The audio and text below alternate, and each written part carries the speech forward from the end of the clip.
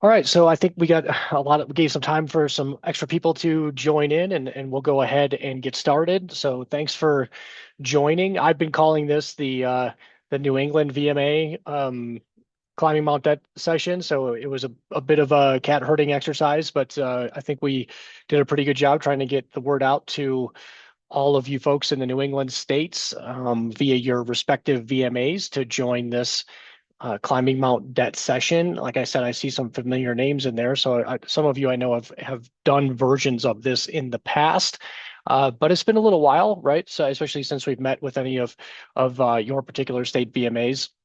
And I'm sure, as you're all very aware, there have been a lot of changes when it comes to student loans and repayment specifically. We're definitely going to talk about repayment tonight and a lot of those changes, at least as we know them in their current state right now. And then there were also a lot of folks who registered who had some questions about hiring new grads and how to help them with student loans, which is great. It's great to hear that. But also those of you that might even be advising pre-veterinary students. So I added a couple of those topic bubbles. You can see those here, and we'll try to get to those as well um, to help you all. When those pre-vets are inevitably shadowing you in your practices, or if that's something that you do regularly, meet with them and you want to know what the latest and greatest information is to pass along to them, we can share what those changes are going to look like, because it's going to be a pretty seismic shift in paying for a veterinary education for folks that are starting that education coming this fall. So we'll definitely talk about that as well. All right, so I'm gonna dive in here, and I've got a lot of slides on here. My goal is not necessarily to get through them all. I'd rather have this be more of a interactive session where you all can get questions to the or answers to the questions that you have. So I just use these mostly as a guide to keep me on track, and then hopefully you'll pop in with the questions that you have about your circumstances or student loans and repayment in general, and we can make sure we get those addressed. So this is the what the is going on version, right? I mean, it's kind of crazy to see how all of this has been unfolding recently. There have been no shortage of changes.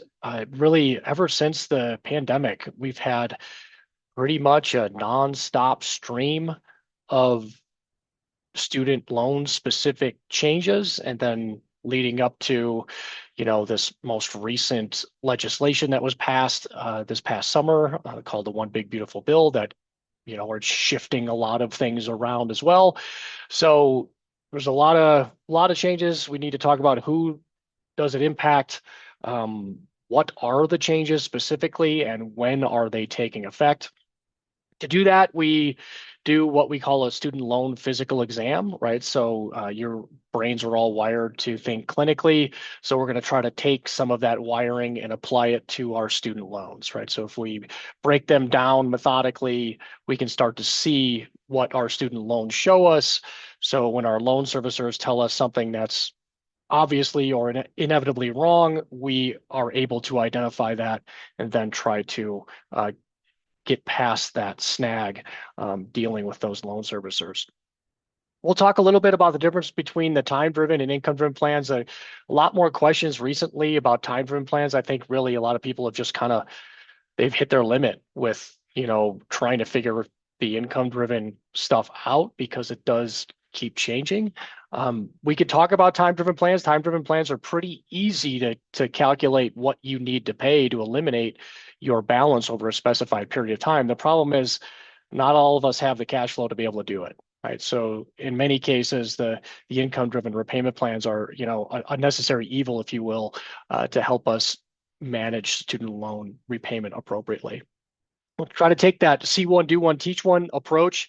Show you how this works, talk through a case or two, show you some examples. Some of the examples are from your submissions that I have anonymized, so you may see some familiar numbers there, and show you how I would work through these as if we were analyzing them on the student debt message boards. Then, provided we have some time here, pretty ambitious, a lot of content to get through, the tough topics and those things that you saw at the very beginning that I hope we can get to, a little bit later on during the session here. All right, so some of the submissions that you all contributed, which were super helpful. So thank you to those of you that did that, and especially those of you that filled out that signalment form, that student debt and income signalment form. I learned a lot from those, and I integrated that content into the presentation that we'll be going through tonight. So here are some of those, some comments that jumped out to me, and then we'll start off this particular, or I think, let me see where we go next. We're going to start with the case, and this actually, I think I forgot. This should say 2017 DBM. So this is a 2017 DBM who has about $265,000 of principal at 6.13%. An unpaid interest balance of 49,000 roughly. So the total balance there is 314,705, and we're accruing a monthly interest of 1355 on that. And when we accrue interest on our federal student loans, it accrues only on the principal, right? So it's what generates or results in that unpaid interest balance, but you're not charged additional interest on your unpaid interest. And that was another comment or theme I saw in a lot of the submissions about, navigating the interest and trying to avoid what's called compound interest, but your federal student loans don't compound. It's one of the weird benefits, albeit it's kind of buried in the guts of how all of this works. But the fact that you have an unpaid interest balance is proof that your student loans do not compound, right? Because you're not getting charged additional interest on this unpaid interest. You're getting charged interest on the principal. And if we can keep that unpaid interest from getting added to the principal, that's called capitalization, then we can reduce the amount of interest that accrues each month. Right, so one of those kind of hidden features, if you will, of your federal student loans to be aware of. We'll talk a little bit more about that and what can cause that capitalization if it is a possibility. The good news is a lot of the capitalization, or nearly all of the capitalization triggers, the things that would take that unpaid interest and add it to your principal, have been eliminated. But there are still a couple of them out there that we'll have to be aware of. And with all of the changes to repayment options, there are still some of those that you might, trip over and maybe inadvertently have that unpaid interest added to your principal. So we'll try to help you avoid those if possible. We're going to talk a lot about IDR profiles tonight. So one of the ways I just try to simplify this overly complex system is to put you all into buckets. And unfortunately, not everybody is eligible for all of the different repayment options that are out there. Which options you're able to use depend upon when you started borrowing and when those plans were created, essentially.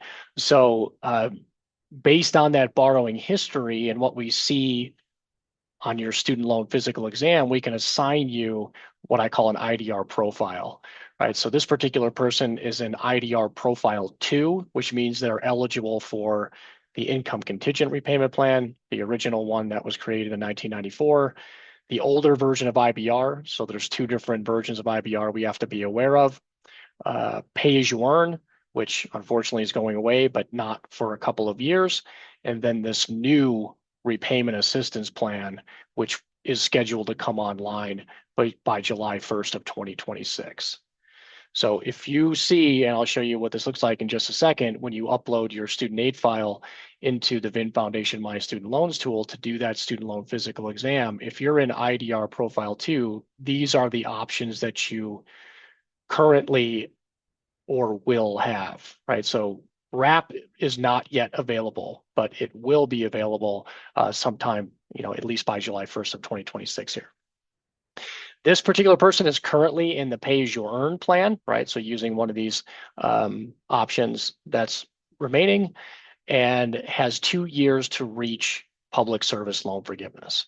So public service loan forgiveness came up a lot too in the submissions, the homework submissions for this particular session. So we can spend some time talking about public service loan forgiveness. But whenever I see somebody say I have 2 years to reach public service loan forgiveness, the first thing that I'm thinking of, well, let's make sure that the Department of Education is on the same page as you. Right. So we can see another thing we can tease out in that student loan physical exam is how much qualifying time you have towards public service loan forgiveness if your goal is to reach public service loan forgiveness. Recent adjusted gross income, so AGI stands for adjusted gross income. All of you should be thinking about that since we're entering tax filing season for the 2025 tax year. Is a single person, so family size is one, has a pretty robust emergency fund, which is great, and also has $100,000 available to cover any tax on student loan forgiveness, which is fine. That's great, but ideally, if you reach public service loan forgiveness, you're not going to have to pay a tax. So hopefully we can figure out a way to help this person not have to use any of that money that they have stashed away to pay tax on student loan forgiveness if they can reach public service loan forgiveness. So the first thing I'm going to do here is pull up the VIN Foundation My Student Loans tool. So we have a number of resources available on the VIN Foundation Student Debt Center. I don't know where that just went. I'm going to open up a new one, try that again. So VIN Foundation Student Debt Center, publicly available resource. Anybody can use it. Everybody does use it, but it's designed specifically for veterinarians and veterinary students. So when you have a student aid data file, right, and everybody that has federal student loans has a student aid data file, and all of you that submitted that homework included those as attachments to that Signalman form homework, you can go straight to the My Student Loans tool here, and it'll ask you to log in. You can use a VIN username and password. You don't have to be an active VIN member, although many of you are, which is great. Thank you. But if you have a VIN username and password and you're not an active member, you can still get in, right? We can get you access through VIN Foundation. And if you're not able to log in, just send us an email and we can activate that on our end, or you can apply for VIN Foundation access for free as well. We just need to have a username and password so we know that we're helping a veterinarian through the VIN Foundation Student Debt Center. So once you're logged in, you can see here it knows I'm logged in. I'm going to head over here. Since all of you have graduated from veterinary school, I'm going to upload the student aid data file for this particular person who is nearing public service loan forgiveness. There'll be some pop-ups, things, alerts and triggers that we have set up in here to help identify certain things. So when you're using an income-driven plan, you'll have an anniversary date. This is one of those features that has been really confusing since the pandemic. We've not really had to renew our income for income-driven plans for a long time in many cases. However, that's a thing again, right? So we need to know when our anniversary date is. So that's what they call it, the date by which you have to have provided your updated income information. And now they've actually said you have to provide it at least 35 days before this anniversary date. So we're telling you, what is that time frame, right? So if this person's anniversary or pays your anniversary date is November of 2026, 35 days before that would be October. So that's when they would next have to provide that updated income information to remain with their payment calculated based on their income under the pay-as-you-earn formula. So here's where I'm going to start looking at that information, this student loan physical exam, if you will. And there's a lot of information in here, right? So we see that principal, that unpaid interest, the total balance. Here's that weighted average interest rate across the remaining loans. And in this case, there's only one consolidated loan balance remaining, the monthly interest that accrues. And here's our minimum monthly payment using the pay-as-you-earn plan. So this payment will be $453 until they next renew, right? And then that next payment will be based on that information that they use at that time to update that repayment plan amount, right? And since it's not due until later in 2026, I imagine this person's going to use their 2025 tax return or a pay stub that's no more than 90 days old, whichever one's going to result in a lower monthly payment. Right. So that's what I'm thinking about there. And then because they said they have public service loan forgiveness hopes, right? Here's where I can check how much public service loan forgiveness time do they have. And here it says 6.3 years or 75 out of the 120 months required. Right. There's also a little bit more detailed information listed here. Number of loans. We've got that one consolidated loan in pay as you earn, 75 months credited, at least in the file here, towards public service loan forgiveness. So the first thing I'm going to do, right, if I think I have more public service loan forgiveness credit than they're showing me in this file, is submit a public service loan forgiveness employment certification form, right? If it's been a while, or maybe this person already has and they just haven't received any kind of feedback yet, I'm going to try to get a more accurate count for my public service loan forgiveness time. So hopefully I can get the credit that I think I have and get closer ultimately to the 120 qualifying payments that I need to reach public service loan forgiveness. Right. So that's kind of the guts, if you will, of that student loan physical exam. One of the other things that jumps out to me here, and I talked about the IDR profile before, this confirms it, this is where you can see that information, IDR profile 2, I'm eligible for ICR, the older version of IBR, pay as you earn, which is the plan I'm using. Save, we've got grayed out here because Save is really no longer available. Anybody that was using it is stuck in what's called the Save forbearance right now, unless you've left that Save forbearance. And then IBR, the new version, it's kind of an either or, right? You're either eligible for the old version or the new version. In this case, this person's not eligible for the new version, so they fall into the old version. So this is what describes those IDR profiles and which options that you have available. We also know that pay-as-you-earn is going to be eliminated by July 1st of 2028.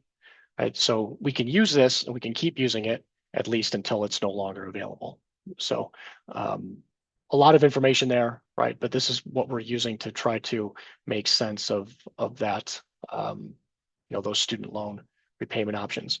One of the other things that jumps out to me here, it doesn't look like this person's using the auto pay discount, right? So if I'm on a plan like pay as you earn and I've got a payment due of $453, and I don't have my income recertification due for several months, like is the case here, I'm going to turn on that auto pay feature and it'll actually knock off 0.25% off this interest rate, right? So it'll actually reduce the amount of interest that accrues each month. That's not hugely relevant if you end up reaching public service loan forgiveness, but if for some reason this person's career path changes or they no longer have access to a public service loan forgiveness qualifying employment position, then you want to make sure that you're keeping that balance as low as possible. All right. So that's what that initial case looks like, right? And so I'm kind of thinking, through what options are available. Pay as you earn is probably the best option that this person has available. I can use that, I know, until July 1st of 2028. It's probably going to give me the lowest monthly payment, which is my goal. If I'm trying to reach public service loan forgiveness, I want to pay as little as I have to towards my student loans and ultimately hit that tax-free forgiveness. I'm worried that I will lose my federal job before I reach public service loan forgiveness. That part is kind of, a little bit out of your hands, right? I don't know if, your position is going to stay until you reach public service loan forgiveness. There are other public service loan forgiveness qualifying positions out there. So those are things that you may want to keep in your back pocket, kind of look around to see if there are some other opportunities to help you get across the finish line since you are relatively close. So, but until that ceases to be a viable employment option, I would focus more on making sure that I have the maximum amount of public service loan forgiveness credit possible. So we've already gone through that My Student Loans tool, and the next step there would be to send that information over to the um, student loan repayment simulator, and we could actually look and see what that would look like. I don't know why this thing doesn't want to pull up those. I cannot get that. There it is. Okay, great. So if I send this over to the student loan repayment simulator, I can give myself some public service loan forgiveness credit. Now, hopefully they can get the 8 years that they have, and I will enter in their income. Right, we don't have any family information in here to add to it, and I will run this, and I can see that I should actually. It doesn't look like it gave me. Oh, I need to my public service loan forgiveness time. Here we go. It will run that simulation out for 2 years, and I would have about $19,000 remaining before I would have $328,000 canceled and not have to pay a tax on it. So definitely a pretty good deal if they can get it. So I would really want to see if I can increase that public service loan forgiveness count to get up to that 8 years, if that's how far away you are. All right, some of the other things I learned from the submissions that you submitted. So we had grad years varying from 1998 to 2025, and student debt ranges from 55,000 to more than 350,000. Here are the averages. I tried to choose some cases that fall into those average and median ranges. You guys told me that 18 years is a reasonable amount of time to repay your student loans.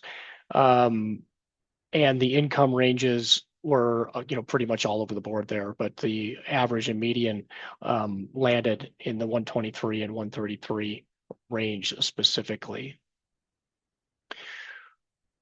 Most of you are in pay as you earn, which is great. So you're either in IDR Profile 1 or IDR Profile 2, which is excellent. Some credit card balances I see. A lot of you figured out how to buy homes with your student loan balances, which is excellent.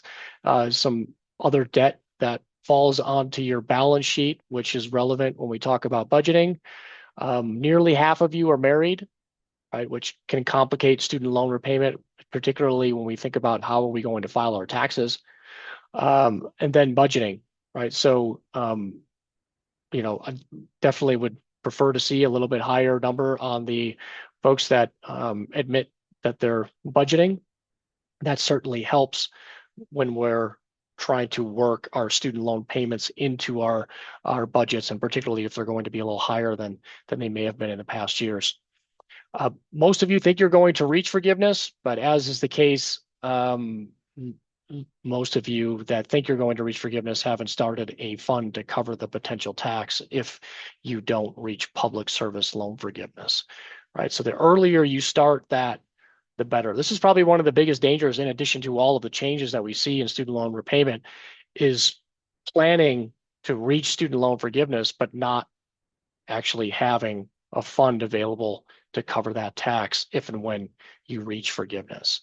So the sooner you can start that, the better. And we'll talk a little bit about how you can do that as well.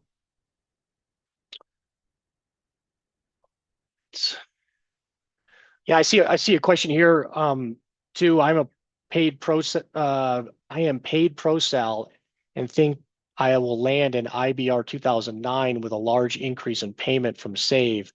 Is it legit to use my base salary for these income-driven repayment where my bonuses vary greatly? Yeah, absolutely. So when you're paid on ProSal, those bonuses are not necessarily guaranteed, nor are they consistent.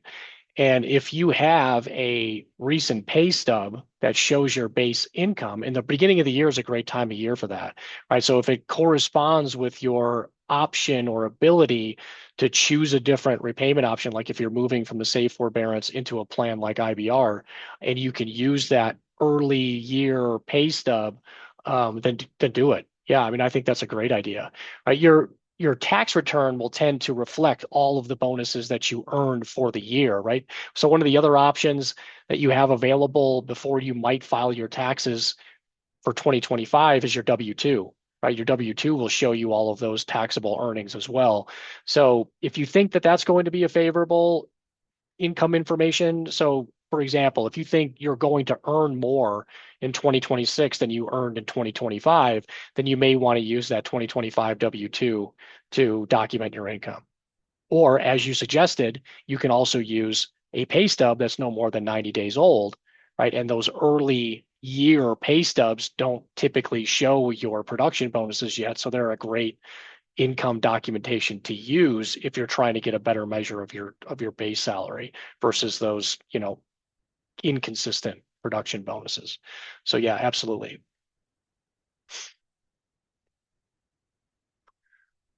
All right.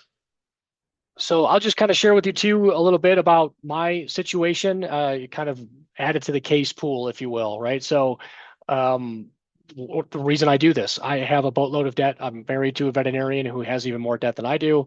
Together, we have more than $400,000 of student debt, and we've seen a lot of changes to this system over the years, right? So from the old version of IBR to what was called revised pay as you earn, the pandemic forbearance, save, which was hugely beneficial. I saw a lot of that in the comments that you all were making about, lamenting losing access to save, which I totally agree with, because now we're likely falling back into the old version of IBR, or at least many of us. Some of you might have a stopover in pay as you earn until it is eliminated before you ultimately end up in the old version of IBR. So right now, I haven't picked another repayment option. I'm still sitting tight in the safe forbearance. Um, just haven't been forced to leave yet. So, and I kind of want to see how this is going to unfold. And I'd prefer if we can make it potentially until we get to when the repayment assistance plan becomes available. And then I at least have some options, right? Do I want to choose that new RAP plan or do I want to go straight into IBR? The the reason why I'm kind of hesitant to switch right away, or at least so far, is because leaving IBR is one of those triggers that I mentioned previously that can cause capitalization. So if I move from the safe forbearance and I go right into IBR, and then when RAP becomes available, and if I decide that I want to use RAP, well, leaving IBR is one of those things that will result in my unpaid interest getting capitalized. So I really hope, wish they would time it in such a way that when they start forcing people out of save, you can choose to go into RAP or IBR. That's probably not going to happen, right? Recently, there was a settlement reached on the SAVE litigation that is likely going to end it sooner rather than later, and probably before RAP becomes available, but we can cross our fingers really hard and see if maybe RAP somehow magically becomes available early and before they kick us out of the SAVE forbearance. So that's one of the reasons why I haven't switched just yet. But I may have to ultimately end up switching to IBR before RAP is available. We are planning to hit the taxable version of forgiveness. We have saved enough for when that happens. 13 years for myself, maybe 7 years for my wife's loans. However, the forgiveness count is a little bit uncertain for her loans. So we'll have to watch that closely and see exactly when she's due to reach forgiveness. This is a snapshot of what our forgiveness savings fund looks like. So the dotted line is how much we've contributed. The purple line is what the value of that fund is. And the greater we can get that difference to be, the less we're actually using of our own money to pay that tax in the future. So that helps to reduce the tax burden of that eventual forgiveness when we cross that forgiveness finish line. This is using a platform called Wealthfront. It falls in the category of robo-advisors. There are dozens of these things out there these days. It makes investing really easy. You pick your risk tolerance. I have it set up to contribute funds to it, regularly, and then it automatically invests it into a combination of assets that matches that risk profile that I selected. So it really kind of takes the brain work out of it, right? You really just have to give it a number between 1 and 10, 1 being super conservative, like a savings account, 10 being, roll the dice, just put it in the S&P 500 and let's see what happens, right? So, and then there's a lot of different options in between. So I would say ours is probably configured somewhere around I don't know, 7 to 8 on the risk profile, and it's done quite well, right? So one of the reasons why we have crossed that, target that we needed to reach to have enough on hand for forgiveness is because we had that invested more aggressively over the last 10 years or so, where the stock market has really done quite well. All right, that's just a closer look at that.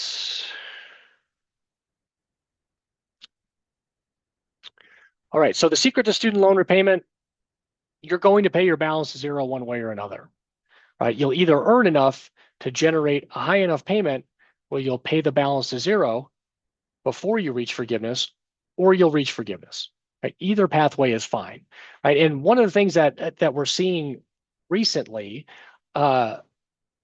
is, veterinarians are like, oh, well, my payment's going to be significantly more than it was several years ago. And that's likely because your income is significantly higher than it was several years ago, right? And that's a good thing, right? Yeah, yes, the number, the monthly payment for your student loans is higher, but the way the income-driven plans work is they're a reflection of your income, right? So if your payment is higher, then it's because your income is higher, which is again is a good thing, right? So you may end up paying the balance to zero before you reach forgiveness, at least some of you, and others may not, right? But either way is okay, right? As long as you're not paying more than you have to pay. And that's where it gets a little bit harder to figure out, right? What does my income require me to pay? And is there an option for me to pay any less? Right? There may not be, right? So we'll have to dig a little bit deeper in your circumstances. If that income-driven plan payment is still more than your budget will allow, right? We may need to take a closer look at your budget, but we can also look at some of the other repayment options that are available. But chances are you're not going to find ones that are, much more beneficial or provide a lower monthly payment than the income-driven plans will. Right. So that's kind of an interesting theme that's been popping up over the last couple of months here as people are starting to look beyond, the save repayment plan, which was really beneficial. And if you're going to get bumped back into something like the old version of IBR, that payment amount can be quite a shock. All right. So keys are earn forgiveness credit when possible. So those income-driven plans are the ones that provide you forgiveness credit.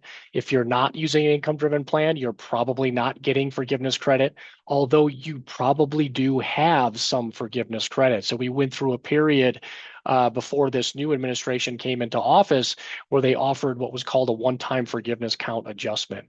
So during that period of time, which lasted quite a while, somewhere between 2021 and 2024, where they basically said any time that you spent in repayment for your federal student loans is going to count towards forgiveness. And they assigned everybody some forgiveness time. So Karen, I saw you posted your question in there. It said you graduated in 2006 and you're not doing public service loan forgiveness. You probably have quite a bit of income-driven repayment time, right? So if you want to check that out, I'm going to get to that part in just a little bit here. You're going to want to know how much forgiveness qualifying time you have to see if forgiveness is something, it can be an option for you, right? So there's a lot of opportunity for your loans to be forgiven depending on the options you have available to you, kind of like I illustrated in that student loan physical exam, as well as knowing what your forgiveness progress, your forgiveness count is for these income-driven plans. And putting all of that information together, we can help tell you, yeah, it's likely you're going to hit forgiveness, or hey, it's likely you're going to pay your balance to zero before you hit forgiveness. All right, and yeah, just to address the second part of your question, Karen. So, just a regular old IBR loan, working in private practice. Am I going to be paying a tax when I finally pay off my loans? Expected to be done in 23. So, a lot to unpack there, right? So that's where I would highly encourage you to do that student loan physical exam. Go to studentaid.gov, get your student aid data file, upload it into the VIN Foundation My Student Loans tool, and if you graduated in 2006 and you have all direct loans remaining, right? You've been in repayment for 20 years, right? 25 years is one of the forgiveness finish lines. So you should be done or reach forgiveness potentially well before 2033. Now, if that's the case, if you do reach forgiveness and you have a balance remaining, then you'll have to pay a tax on the balance remaining. However, if you pay your balance to zero, right, then there's nothing to forgive, there's nothing to tax. So it really depends upon how much student debt do you have remaining, how much forgiveness time do you have, and are you going to hit forgiveness before you hit a zero balance, right? That's what we're trying to piece together with that student loan physical exam. So here, we're going to walk through that again in a little bit more detail here. So, and please do this while we're here, right? So if you can, go over to studentaid.gov, log in, and grab that student aid data file and upload it into the VIN Foundation My Student Loans tool, and you'll see what types of loans you have. You'll see your IDR profile, right? And then you can ask more specific questions about how that's going to land for you. So when we do that student loan physical exam, as I illustrated in that initial case, we're looking for our loan types, the loan amounts, the interest rates, what repayment plans are we currently using, what options do we have available to us. If we're public service loan forgiveness eligible, how much time does the Department of Education say we have versus how much time do I think I should have? What our monthly payments are, and then we want to start looking around. Can we find a forgiveness eligible plan or another repayment option that might have a lower monthly payment than we're currently paying? How much interest is accruing? You know, is my payment more or less than the interest, right? So that's one of those weird features of these income-driven plans. You can have a monthly payment that's less, sometimes significantly less than the interest that accrues each month, right? So what does that mean? That's where all of that unpaid interest stuff comes into play. And then ultimately our anniversary date, right? So if we're using an income-driven plan, when is the next time that I have to provide updated income information to continue having my payment calculated from my income? And the forgiveness counts, it's a little bit of a pain to get that information, but I'm going to show you 3 different ways that you can look for it and try to document that forgiveness progress. Okay, so these are some of the comments that you all had. We'll talk about the buyback too. The buyback keeps coming up for public service loan forgiveness, but unfortunately that has not been as promising as it sounds. And then, this was a great one too. Somebody that wants to buy into a clinic but still has student loans and is worried about that impacting that ability. And if you're using an income-driven plan and you have a payment that's manageable, your student debt should not prevent you from buying into a practice as long as that, the financing of that practice is favorable for, making all those numbers work. And then this is what I was alluding to earlier, right? So even with options like IBR, not able to pay the high monthly payments. And, when I see these descriptors, right, astronomical monthly payments, that to me means, well, let's do some math checking, right? Let's calculate, what should your payment be based on your current income and the options that you have that you're eligible to use, and then make sure that your loan servicer is doing that math correctly, right? Because we're seeing a lot of mistakes, a lot of confusion in terms of what the loan servicer says your payment should be versus what your income suggests your payment should be. All right, here we're going to dive into those recent changes. So Save, unfortunately, is all but dead, right? So it was blocked by a federal appellate court in July of 2024. Everybody that was using it was put into a forbearance. For a long time, the forbearance was not accruing any interest, but then they turned the interest back on in August. No forgiveness credit has been earned for loans in the Save forbearance since July of 2024. You haven't had to recertify your income, even though you might see a anniversary date listed there. You don't have to provide additional income information unless you're switching out of that Save forbearance. And then here's that settlement agreement that I mentioned that they reached early in December of 2025. It's still pending approval from a judge. So a judge has to look at it and say, yeah, this is okay. And then when and if that happens, that's probably when they're going to start kicking people or set the wheels in motion to actually kick people out of Save or the Save forbearance. So that hasn't happened yet, right? But it can happen any day now. And then likely, probably, my guess is maybe 60 days after that settlement is approved, they'll start the wheels in motion to force people to choose another repayment option. I don't know what that's going to look like yet exactly, but that's what I suspect that process will start to look like once that settlement agreement is approved. So, but kind of like we talked about earlier, the end of the year is an excellent time, and that's what this blog post here talks about on binfoundation.org. This time of year is a wonderful time of year to kind of look at all of the different income information that you have available and consider maybe leaving the Save forbearance sooner rather than later, right? Because right now is when you're going to have the most options for income documentation available to you, right? You've got a 2024 tax return, which is probably your most recently filed one. You've got a W-2 for 2025. You've got the option to use that first paycheck for 2026 coming up, and then you're going to file another tax return here shortly before April 15th in most cases for your 2025 tax return that you'll file in 2026. So you've got a lot of different potential income documents that you can use, and you want to choose the one that's going to result in the most favorable, i.e. lowest monthly student loan payment that the rules allow, right? So this is an excellent time of year to look at those things. All right. Is there a reason why? Oh, so I see a question here. Is there a reason why IBR 2009 would be grayed out on my sim? Yeah, maybe because you're eligible for IBR 2014, right? So if you're in IDR Profile 1, I mentioned earlier that the IBRs, there's two different versions and they're mutually exclusive.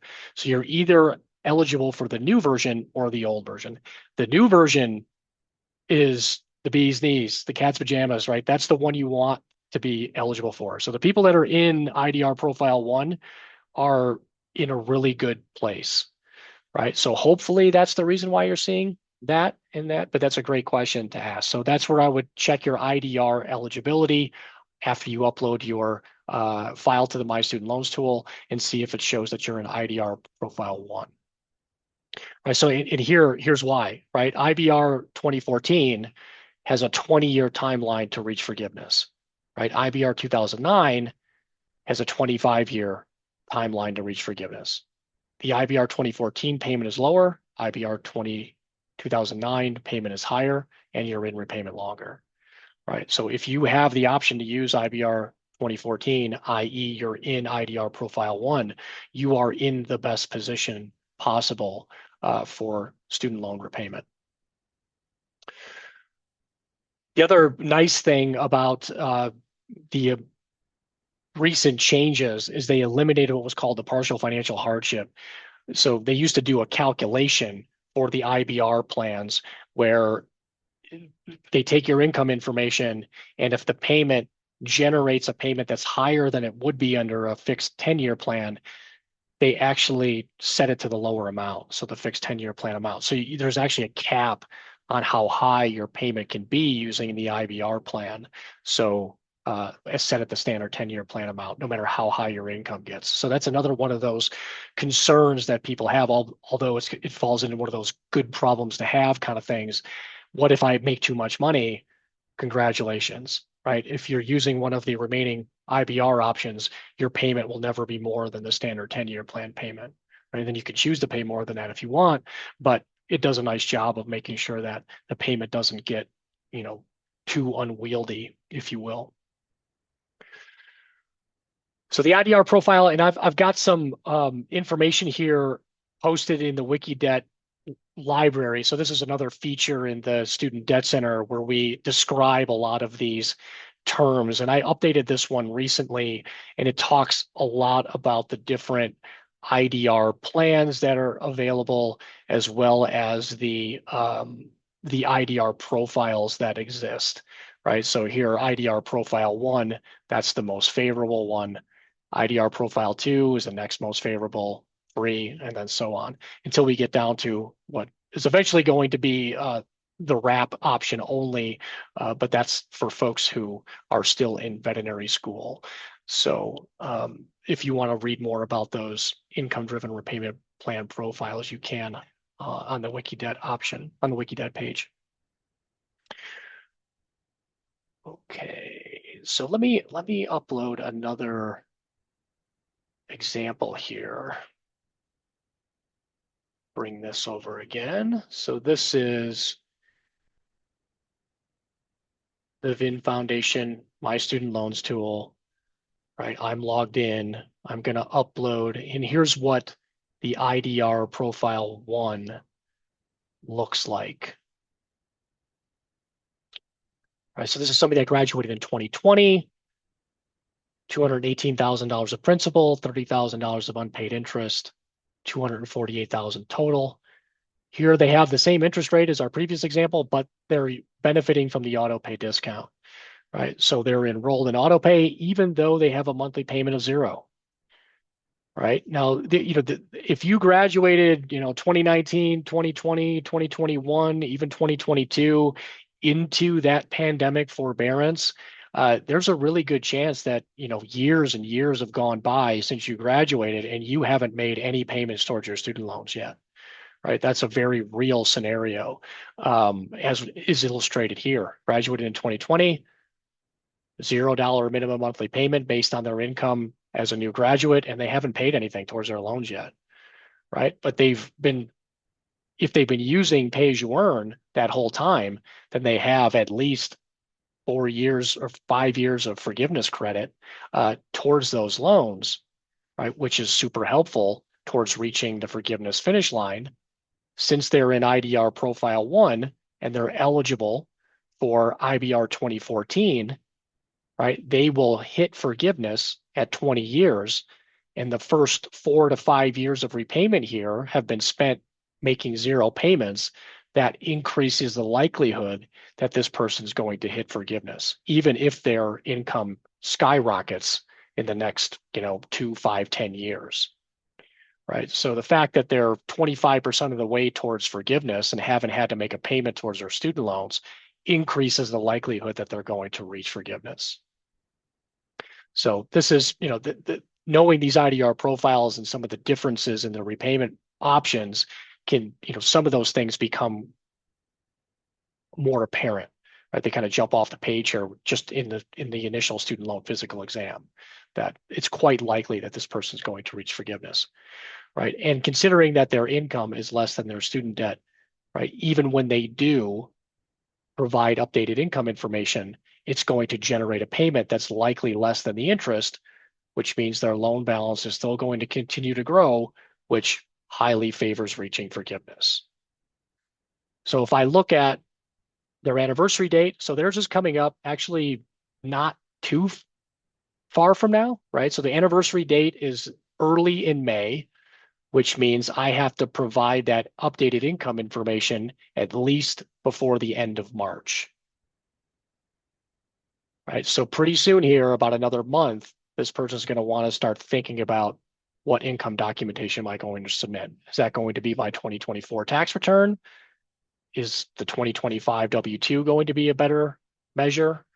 What is my 2025 tax return going to look like? Those are the things I'm thinking about when I'm going to consider renewing my income for this particular case. If I send this over to the simulator, let's see if I can test this. My guess is, and this person has $115,000 income. All right, we'll leave the income projection alone. Not married yet. If you had a savings amount allocated to cover your projected tax, then you would add it here, and then what you're earning on that dedicated forgiveness fund, and we can take that into account in your loan repayment simulation. Yeah, so that's why the IBR 2009 is grayed out, right? My guess is, and if you sent over your, right, so you have a link here to send your My Student Loans information over to the student loan repayment simulator, we will bring your IDR profile information with. And then when we run the simulations, we will highlight the ones that you do have access to, right? And gray out the ones that you don't have access to. So save, as much as we'd love it to stick around, is gone or going away. And you don't have access to the old version of IBR. But again, that's not a problem. That means you have access to the new version of IBR.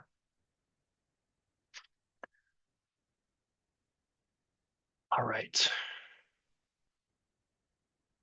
I'm going to skip past the anniversary dates, but if anybody has questions about the anniversary dates that you're seeing, just let me know. You can find that information in your student aid data file. All right, so where is this student aid data file? Let me show you where that is. So I'm gonna head over to studentaid.gov, right? And for anybody that doesn't know where this information lives, I will, oh, let me see. Actually, if that's what the deal is, I'm using a different browser than I normally do. Okay, so I'm going to log in to studentaid.gov here, and I'll show you where you can find your student aid data file.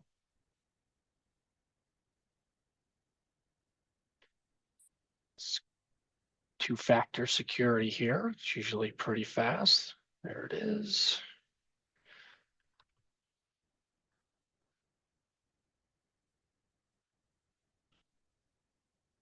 All right, so this is your studentaid.gov dashboard. There's a few things I want you to look around here and see.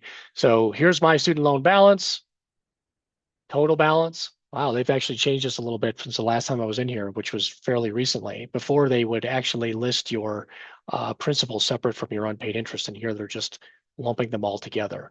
But that's good that they're making some changes in here because we want to look and see if we can find our forgiveness count. For a little while, the forgiveness count information was in here, but then they took that off of here, and now it's a little bit harder to find that. But I'll show you how you can look for that. I don't see my forgiveness count on the dashboard.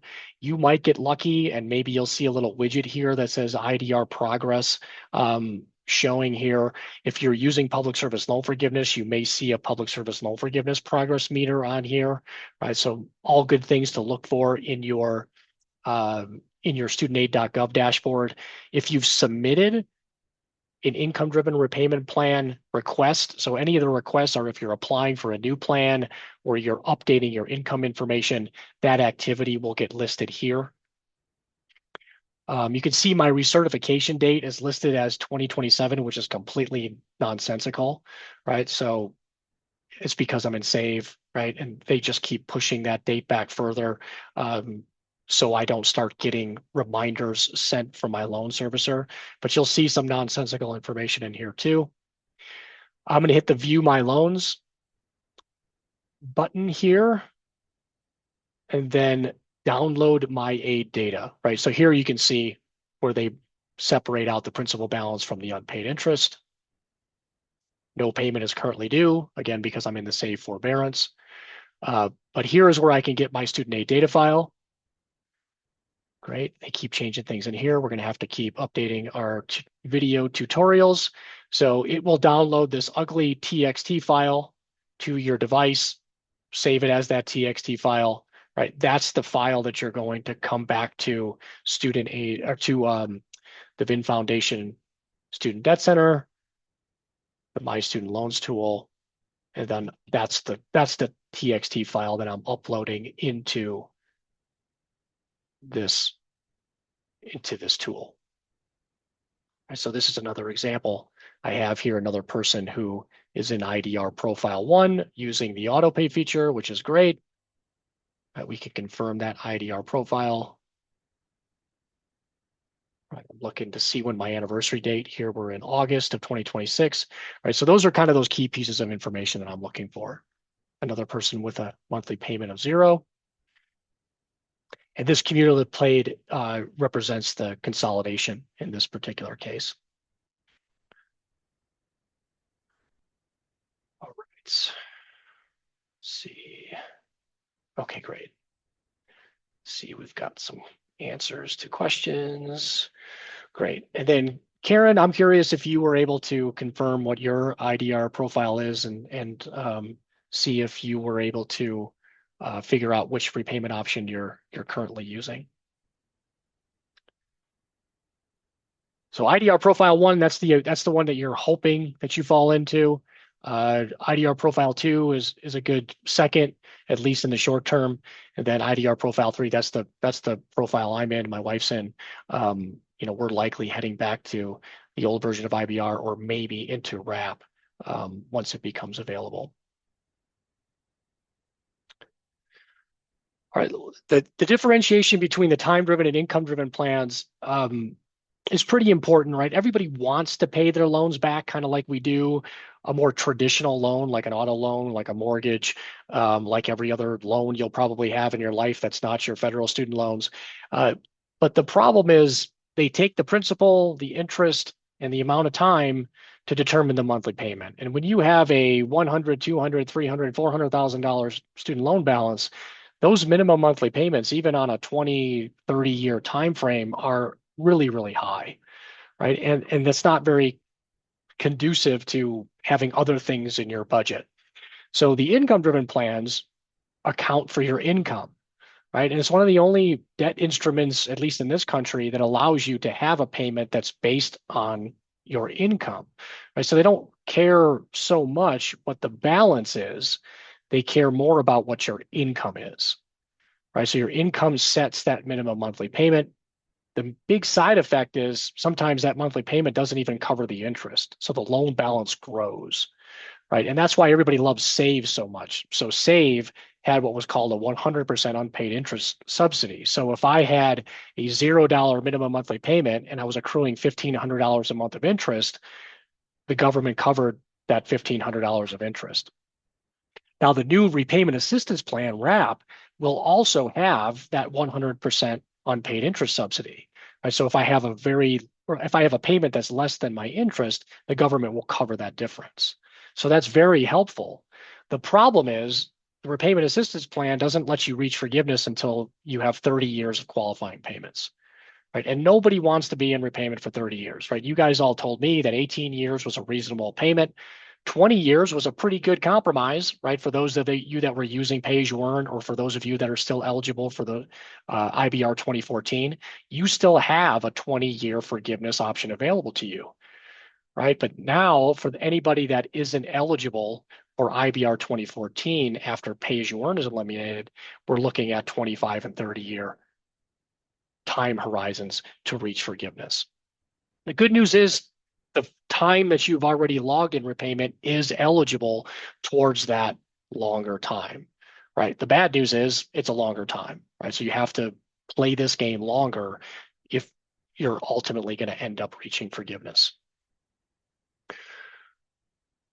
The other problem, side effect of income-driven repayment options is that people tend to want to pay more.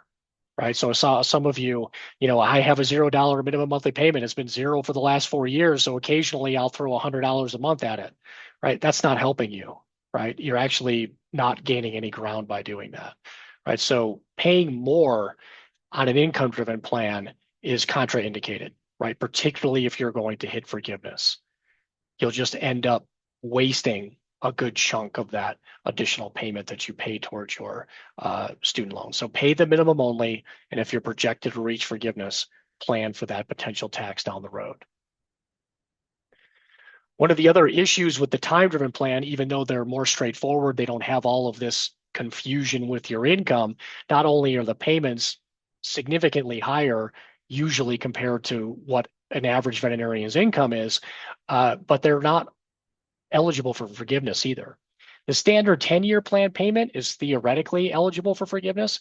The standard 25-year plan or a 30-year plan on a consolidated loan, those payments are not forgiveness eligible, right? So the ones that are actually a little bit more beneficial are not forgiveness eligible.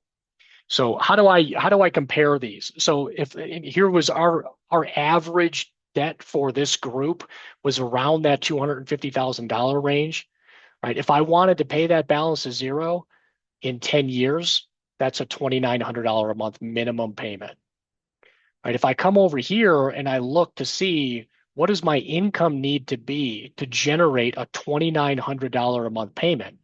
Well, for pay as you earn in the new version of IBR, my income needs to be $370,000.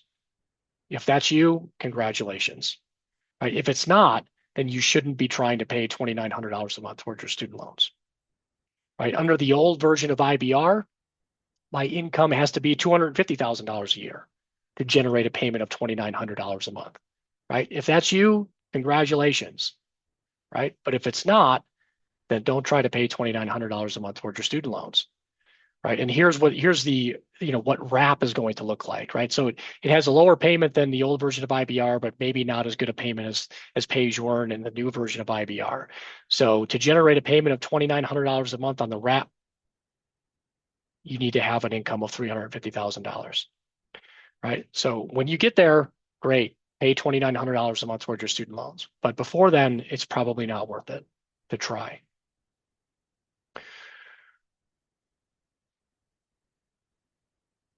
Okay, let's see.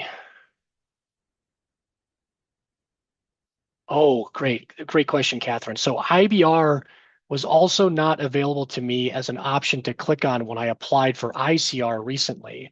It was grayed out as an option. I was told that I did not qualify. Okay, so that was a glitch in the system, in the studentaid.gov. So if we go to, where do I have that link?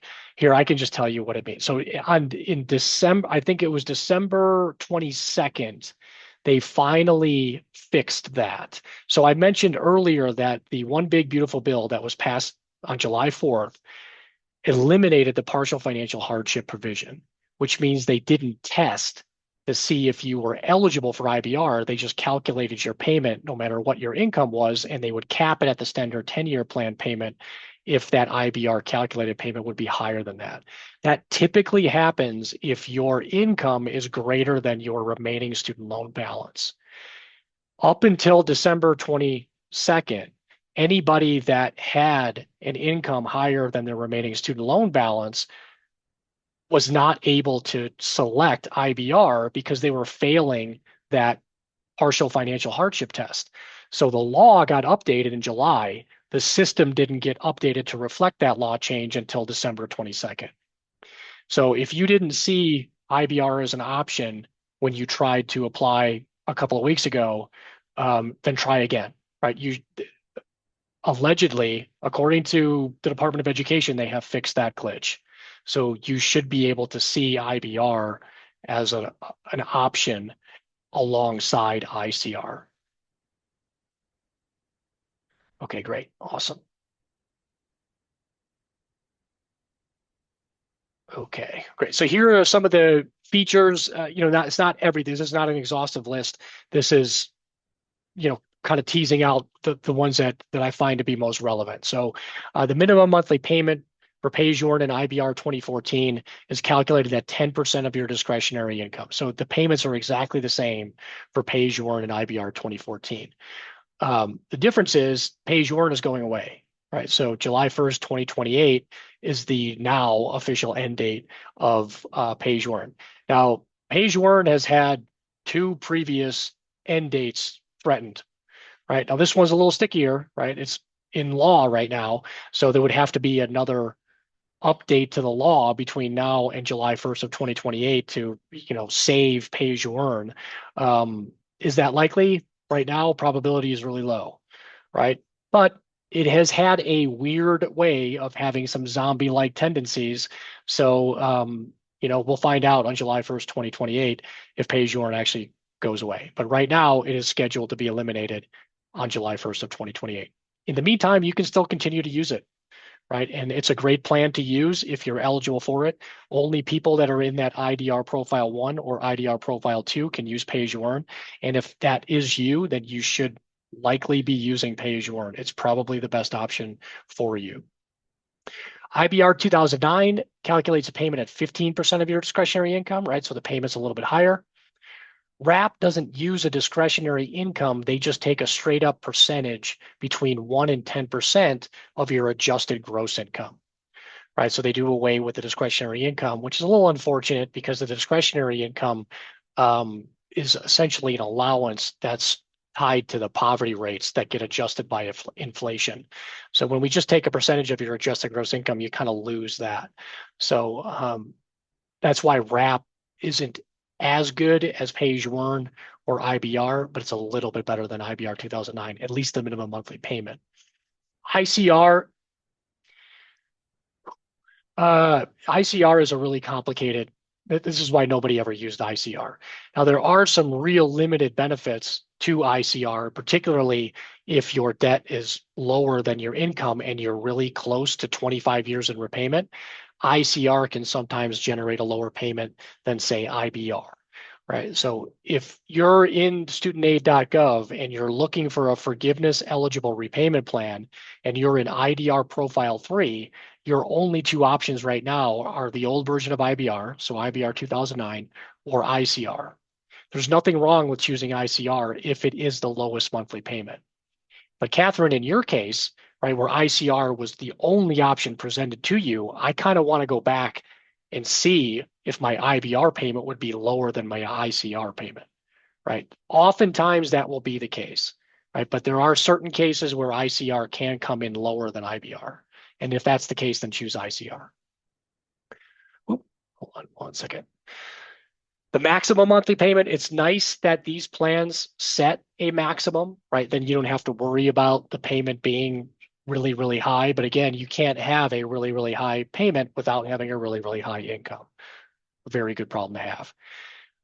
RAP has no maximum, right? So after you have an adjusted gross income that's greater than $100,000 a year, your payment will always be 10% of that adjusted gross income divided by 12 into monthly payments. So there is no cap on the amount that you can pay using the repayment assistance plan. ICR has a weird pseudo cap that is set at 2 times the standard 12-year monthly plan payment times a factor based on your income. RAP will have that 100% unpaid interest subsidy that SAVE had that everybody loved. So it prevents your student loan balance from growing, right? But you can't have a $0 payment in RAP. The lowest payment you can have will be $10 per month, right? So using that auto pay feature will be critical because you don't want to, end up in default or delinquency because you forgot to make your $10 monthly payment. The other nice benefit of RAP is if your payment does not cover the interest and thus does not reduce the principal, then they will give you a $50 reduction to your principal each month. So that's the most it can be, is a $50 principal. I call it a credit. So if you're, receiving the unpaid interest subsidy and your payment isn't directly reducing the principal, then the Department of Education will reduce your principal by $50 per month. The kicker with RAP is that it has that 30-year timeline to forgiveness. So as of right now, it doesn't appear that there's going to be any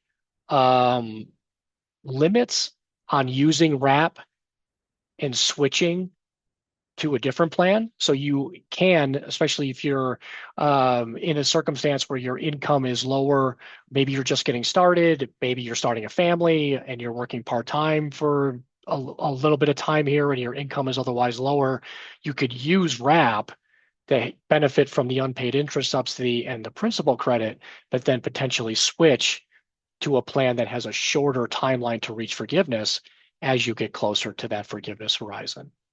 So in an effort to make repayment, quote, simpler, which is what everybody who changes this system purports to want to do, they inevitably make it more complicated. So there's going to be opportunity to use RAP for the beneficial features that it has, but then plan to switch over to receive forgiveness sooner from some of those plans that have a forgiveness timeline that's less than 30 years. The one issue we have to be aware of is anytime you leave IBR, your unpaid interest can get capitalized, right? So if you have a high unpaid interest balance, so some of the ones I've showed you earlier have some pretty high unpaid interest balances, right?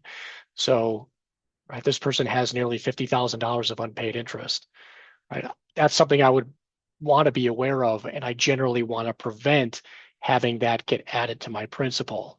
And the only two ways that can happen, or three ways now, is if you're in IBR and you leave IBR, right? You consolidate your loans or you put your loans into deferment, and coming out of that deferment will capitalize that unpaid interest. So those are the areas where I want to be particularly careful that if I'm going to switch plans, that I'm not doing it in such a way that's going to result in unpaid interest capitalization.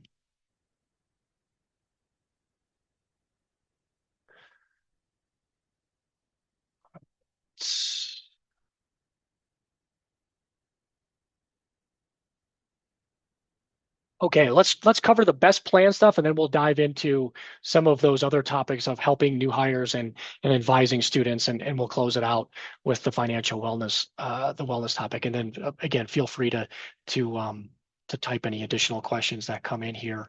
Let me see if looks like I may have missed one here. Okay, so Karen provided an update.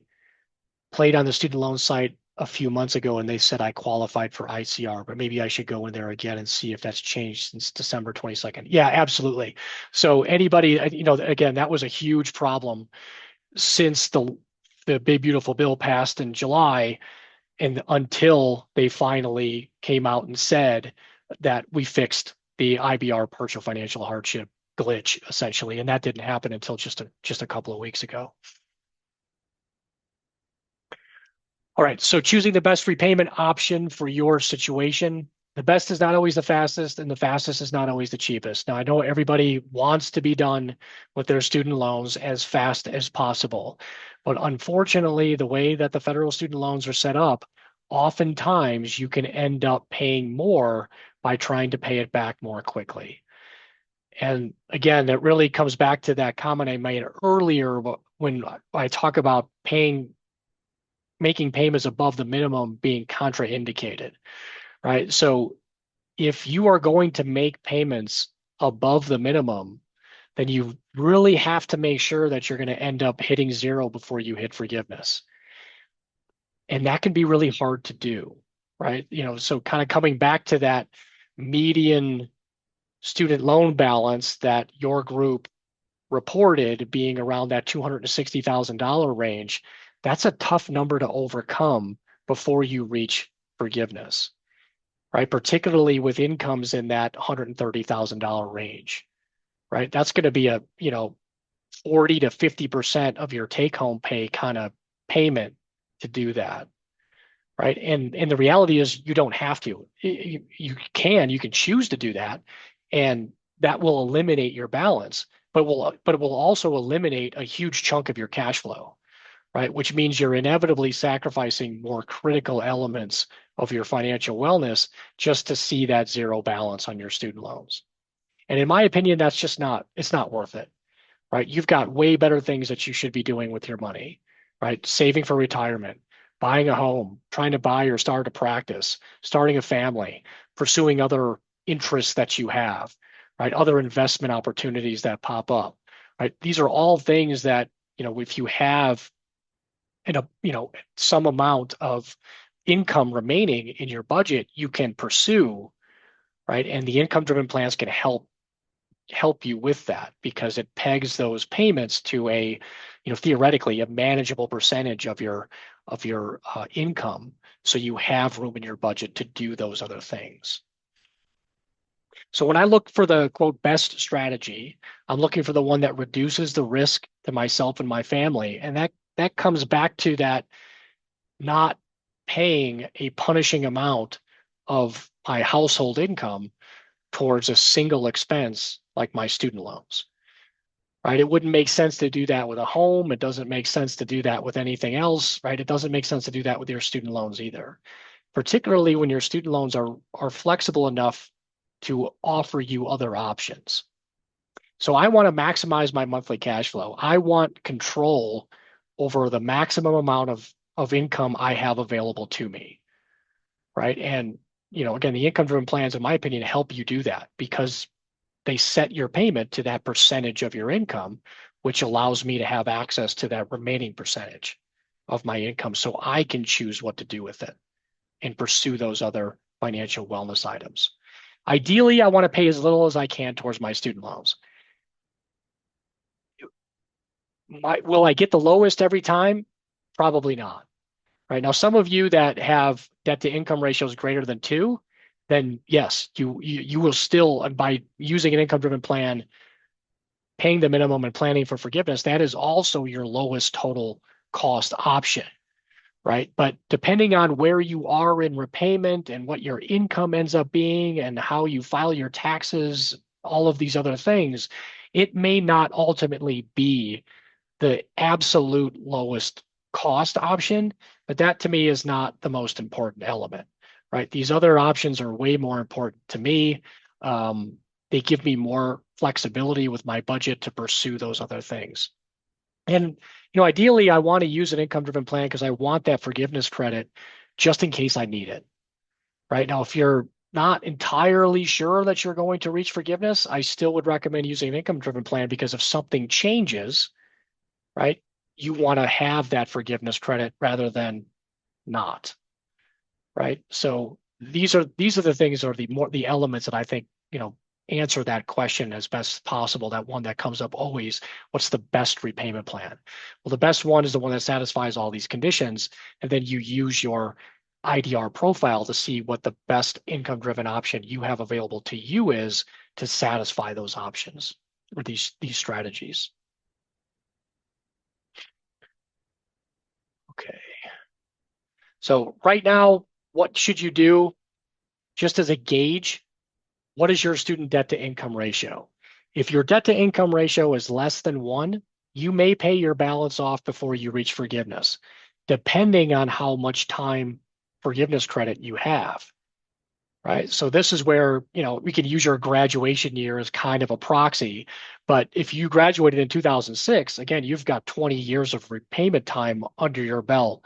And if you can confirm that you have, close to 20 years of forgiveness time, even if your debt to income ratio is less than 1, right, you're 5 years away from reaching forgiveness under a plan like IBR, right? So chances are you'll still hit forgiveness. Now, if your debt to income ratio is less than 1 and you just graduated vet school 2 years ago, you're probably not going to hit forgiveness, right? Unless, you have no income, right, for the foreseeable future, right? So that's how we can use that debt to income ratio guideline a little bit. If your debt to income ratio is greater than 2, then chances are you are going to reach forgiveness, particularly if you have access to, a 20-year forgiveness timeline like IBR 2014. So one of the earlier examples I used was somebody who graduated in 2020, has yet to make a payment above 0 on their student loans, but likely has nearly 5 years of forgiveness credit on their loans, right? So that highly suggests that they're going to reach forgiveness in the remaining 15 years they have, even if their debt to income ratio falls below 1, right? So it's quite likely that they're going to reach forgiveness.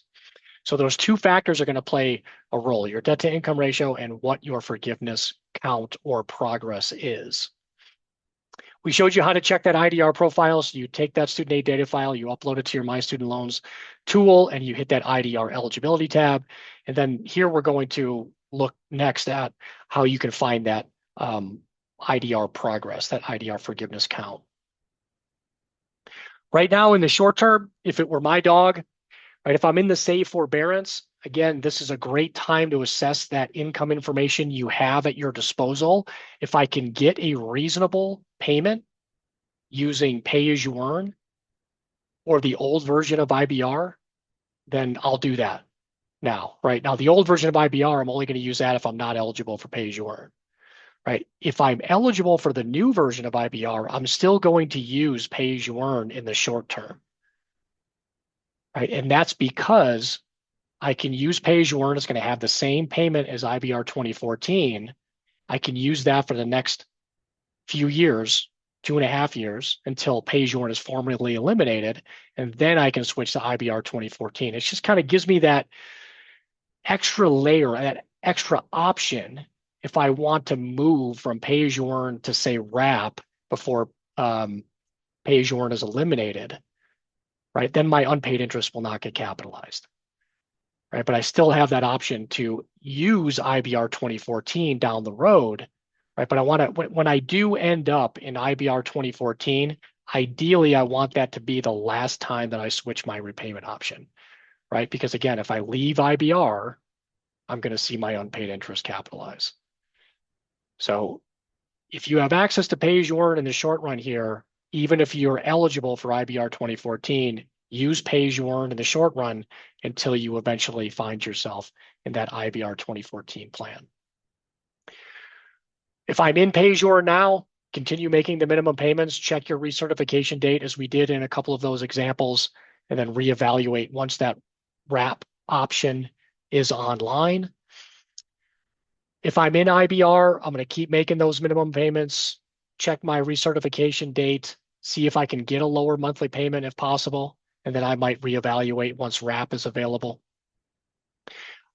If I'm in ICR, so many people, again, kind of experiencing what you all have reported, if you are trying to apply for a repayment option before they fix the partial financial hardship glitch, and the only thing they were showing you was ICR, if you ended up in ICR, that's fine, right? You can keep making the minimum payments, but I would want to check now to see if I can get a lower payment under IBR, or eventually when wrap becomes available, maybe I can switch to wrap to get a lower payment there until I, again, end up eventually in IBR to get forgiveness at 25 years rather than staying in wrap for 30 years. Okay, forgiveness payment counts. When it was available, this was the easiest way, right? And there's been some scant reports that some people can see this IDR end of payment term widget. If you could see it, great. This is the easiest way to get confirmation of your forgiveness progress. This would be on your studentaid.gov dashboard. This was actually my forgiveness count. I took a snapshot of it when I had it available. But as I just showed you guys when I logged into my studentaid.gov dashboard, I don't see this anymore. Right? So they took this down February of 2025-ish. And they threatened to bring it back in some form. They haven't yet. And now it sounds like they may or may not. It's still kind of up in the air. In the meantime, there's what we call the backdoor to that data. And it's through this API link that I suspect a lot of the loan servicers were using, right? But it is still available. So the way that you get to this data is you go to studentaid.gov and you log in. So here, I'll show you what this looks like on my end. So I'll go over here to studentaid.gov.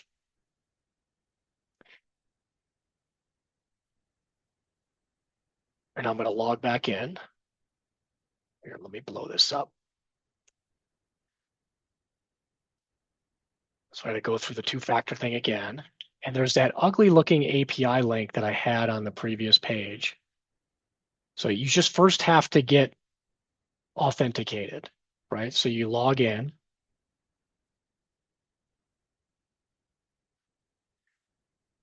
And what I do is I open up a new browser tab.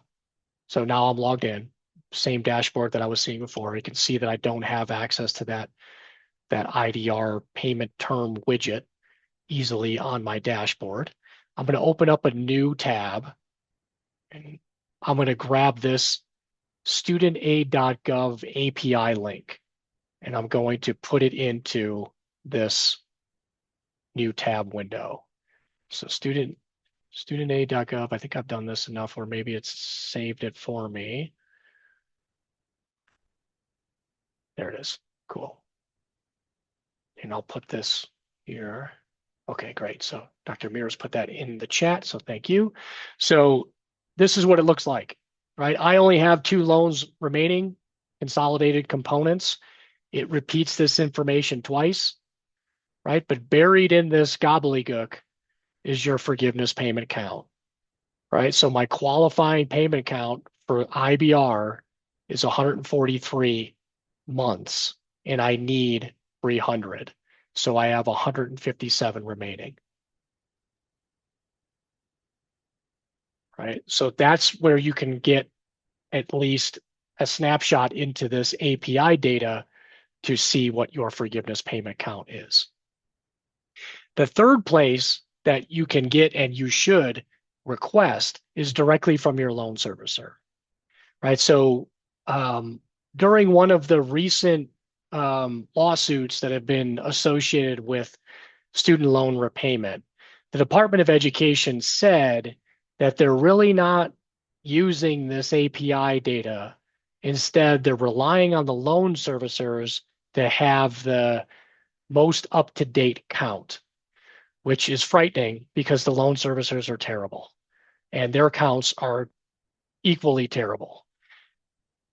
However, that said, from the people who have requested counts from their loan servicer, they will give you a table that shows you what your payment counts are. And so far, in the limited ones of those that I've been able to see, they align with the data that's been in the forgiveness count API.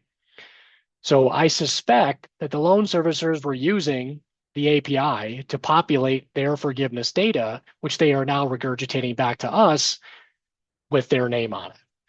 So ask your loan servicer, what's your, can you give me a forgiveness count progress so I know when I'm due to reach forgiveness, and then compare that to the data that you find in the forgiveness count API, right? Hopefully it's still the same or very, very close.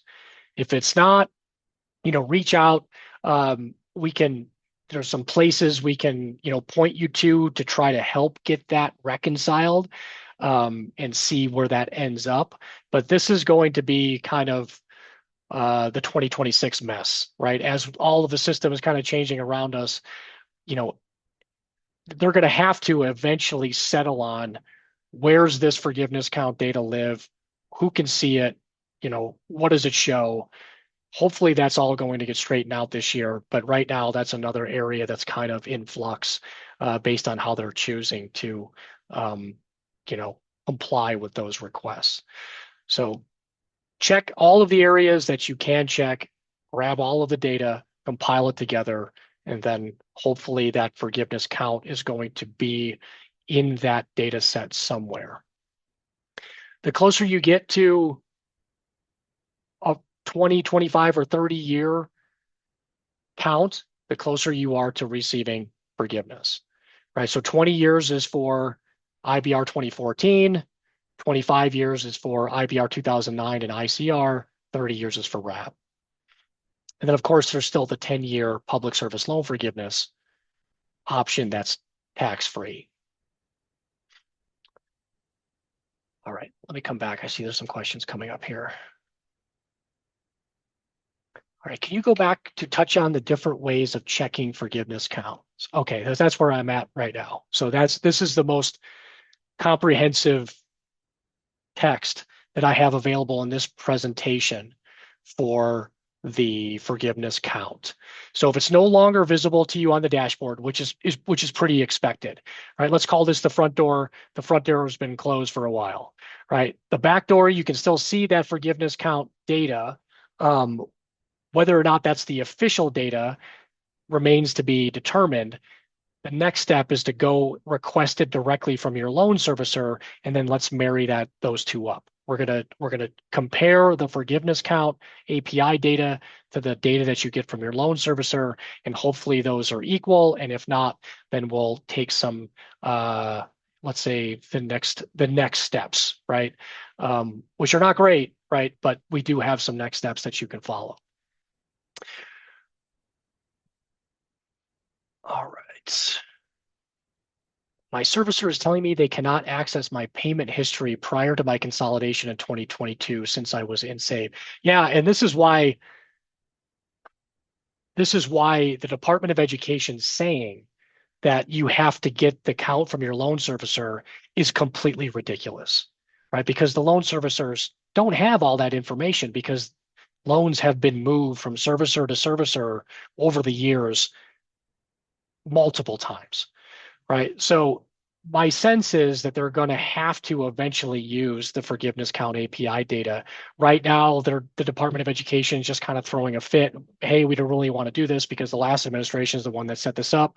We don't want to have to use this. Ask your loan servicer is another way of kind of kicking the can down the road, if you will. But again, at some point, we're going to have to come to an agreement as to which numbers are the most official here. So in the meantime, grab all the numbers that you can, keep that information handy, and from it, hopefully we can glean what your forgiveness progress looks like. All right, so perfect. Emily, this is the next where I'm heading next. So if you're able to touch briefly on the buyback, so the buyback. The public service loan forgiveness buyback is an option out there for those of you that are hoping to reach public service loan forgiveness. So public service loan forgiveness only, right? So public service loan forgiveness is the type of student loan forgiveness that you're eligible for if you're working for a eligible employer. So a 501c3 nonprofit, or maybe you're a government employee, a state employee, those types of employment positions while making payments to your federal direct loans using an income-driven plan. Right? Now, the only way that you can be eligible to buy back any time is if the time you're buying back would put you over the 120 monthly qualifying payments. Right? Now, this is a pretty big stickler, right? Not everybody can just buy back any amount of time, right? So if you are in the save forbearance and you are working for a qualifying employer, and you only have 2 or 3 years of qualifying public service loan forgiveness time, then you're not eligible for the buyback, right? Your time that you would be buying back would have to put you over the 120 monthly payment threshold. So I thought this is actually a diagram that's on the page that talks about this on studentaid.gov. So if you had a period of time, and here maybe it was a year, they're illustrating that you were in deferment or some kind of status that made you ineligible to get public service loan forgiveness credit, but have since started logging that time again. And if you were to buy this time back, it would put you over that 120 monthly payment qualifying threshold. Then you can pursue the buyback. Right? But if it's not going to put you over the 120 monthly payments, then don't even try it. Right? This is a really, really, really hard thing to get. Right? So I wouldn't even pursue it unless you're going to meet these requirements. Instead, so in the example that I illustrated, right? So the first case that we went through earlier tonight, the person who thinks they have 8 years of PSLF qualifying time, but their file only shows they have a little over 6 years. This is where I'm going to do a PSLF reconsideration request, right? That's going to be, hey, look, you're telling me I've got 6 years. I think I've got 8 years. Show me the documentation that you have, and I'll show you the documentation that I have, and let's come up with the highest number possible, right? So most of you want the reconsideration request, right? There are very few, I can count them on one hand, that have kind of come to us and we're kind of sitting on that 119 qualifying monthly payments when that save forbearance hit, that would be eligible candidates for that PSLF buyback. And even then, boy, you're going to have to be the squeaky wheel, right? To get this buyback, it's like pulling teeth to really get them to honor that buyback. So really make sure that you meet all of those requirements. Make sure you've got all your documentation and ducks in a row before you go down that pathway, because you're going to need a helmet and a lot of patience, right? It's going to take some work to make sure that you get that buyback. So I see, Sarah, I have 94 qualifying payments on PSLF. It indicates I am ineligible between July 2024, so that's when the safe forbearance started, and December of 2025, because you're on save. That's correct, right? So what is that? That's 15 months. Ooh, you're really close, right? So that's very, very close, right? But that, by my count, that puts you at 109, right? So that's not 120. So here's what I would do, right? So if you're kind of close like that, right, I get your loans into a plan that will help you start earning public service loan forgiveness credit again, right? So if this is, again, public service loan forgiveness specific, if you're in a public service loan forgiveness opportunity and you're in the save forbearance, you probably want to get your loans into an option that's going to help you continue earning public service loan forgiveness credit, right? The sooner that you can do that, the sooner your loans are going to look like this, right? So Sarah, in your case, right, if I can get my loans into pay as you earn or IBR 2009 and have a reasonable monthly payment that works in my budget, I will start logging public service loan forgiveness credit again.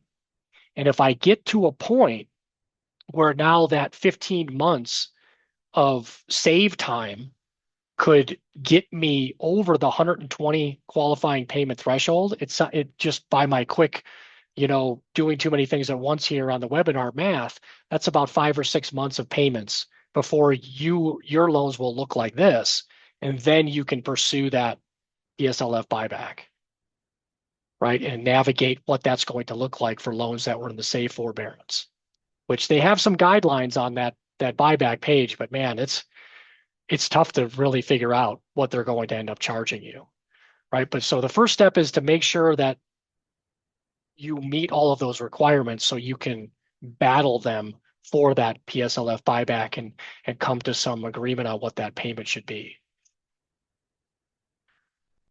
Hopefully that made some sense. All right, Michelle, how do I find my payment count? So that is this page again. So I'm going to leave this up here just in case anybody else has some questions about their payment count. So one of the things that Dr. Mears and I have been doing on the student debt message boards, if you want some help making sense of this API gobbledygook, or you got a payment count from your loan servicer, you can post those on the student debt message board, right? So if I come back to the student debt center and I'm logged in and I head back over to, actually it looks like it logged me out. So I'm going to log back into VIN.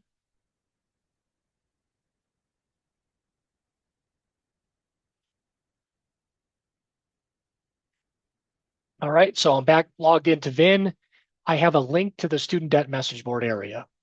Now, if you have a post here, right now we've moved some of the submissions that you submitted as homework that requested anonymous posts on the boards. Some of those have been moved over, others have not yet been moved over. Hopefully we'll get to those in the next day or two.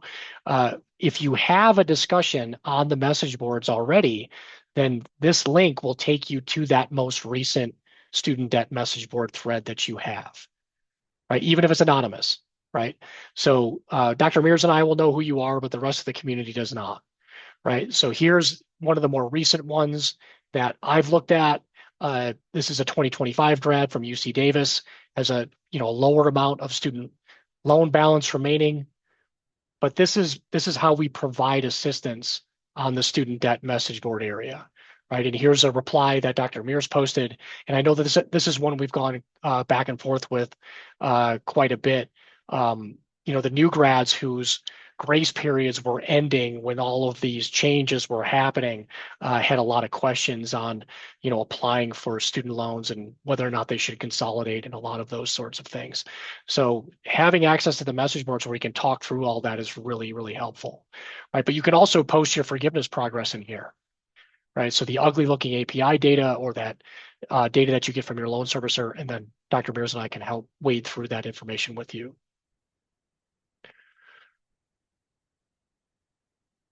Okay.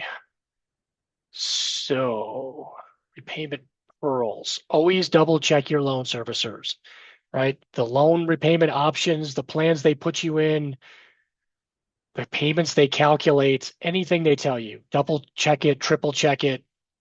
I, sadly, jokingly say I don't believe the first three things that they tell me, right? So it's just where it is, unfortunately. So if it doesn't sound right, it probably isn't, right? So if you're not quite sure, then post on the message boards and we can give you some guidance there. The more forgiveness time you have, the more likely it is you will reach forgiveness. If you're projected to reach forgiveness, pay the minimum, start a dedicated fund to cover that tax due on forgiveness, right? So that's the benefit of knowing your forgiveness count, right? Because we can put that data into the student loan repayment simulator, and then it will give you a more, a little bit more accurate projection of how much of your student loan balance will be forgiven. And from there, we can figure out what the tax might be. But you kind of need to know what that tax target is so you can save for it, right? And all of these pieces of information are integral in generating that estimate. If you're married, always run two simulations. Right? You have to run one as if you're filing your taxes jointly. You have to run one as if you're filing your taxes separately. Right? And one of the things I see, and when you go to your tax preparer, right, they're always going to encourage you to file your taxes jointly because that's where all the incentives are. Right? But for student loans, a lot of the incentives are for filing separately. Right? And the tax preparer isn't really going to know that. Right? So yes, it's valuable to have them tell you to file your taxes jointly, and here's the benefits that you're going to get, and here are the taxes that you're going to save.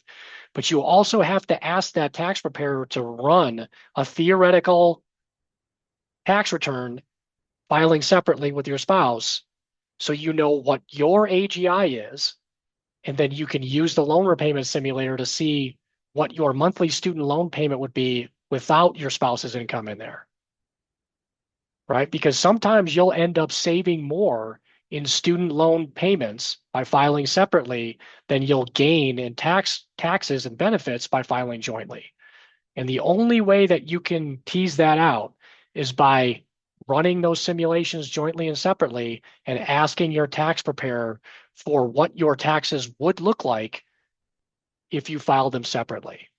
Right? And you're going to choose the one that's going to save you the most money.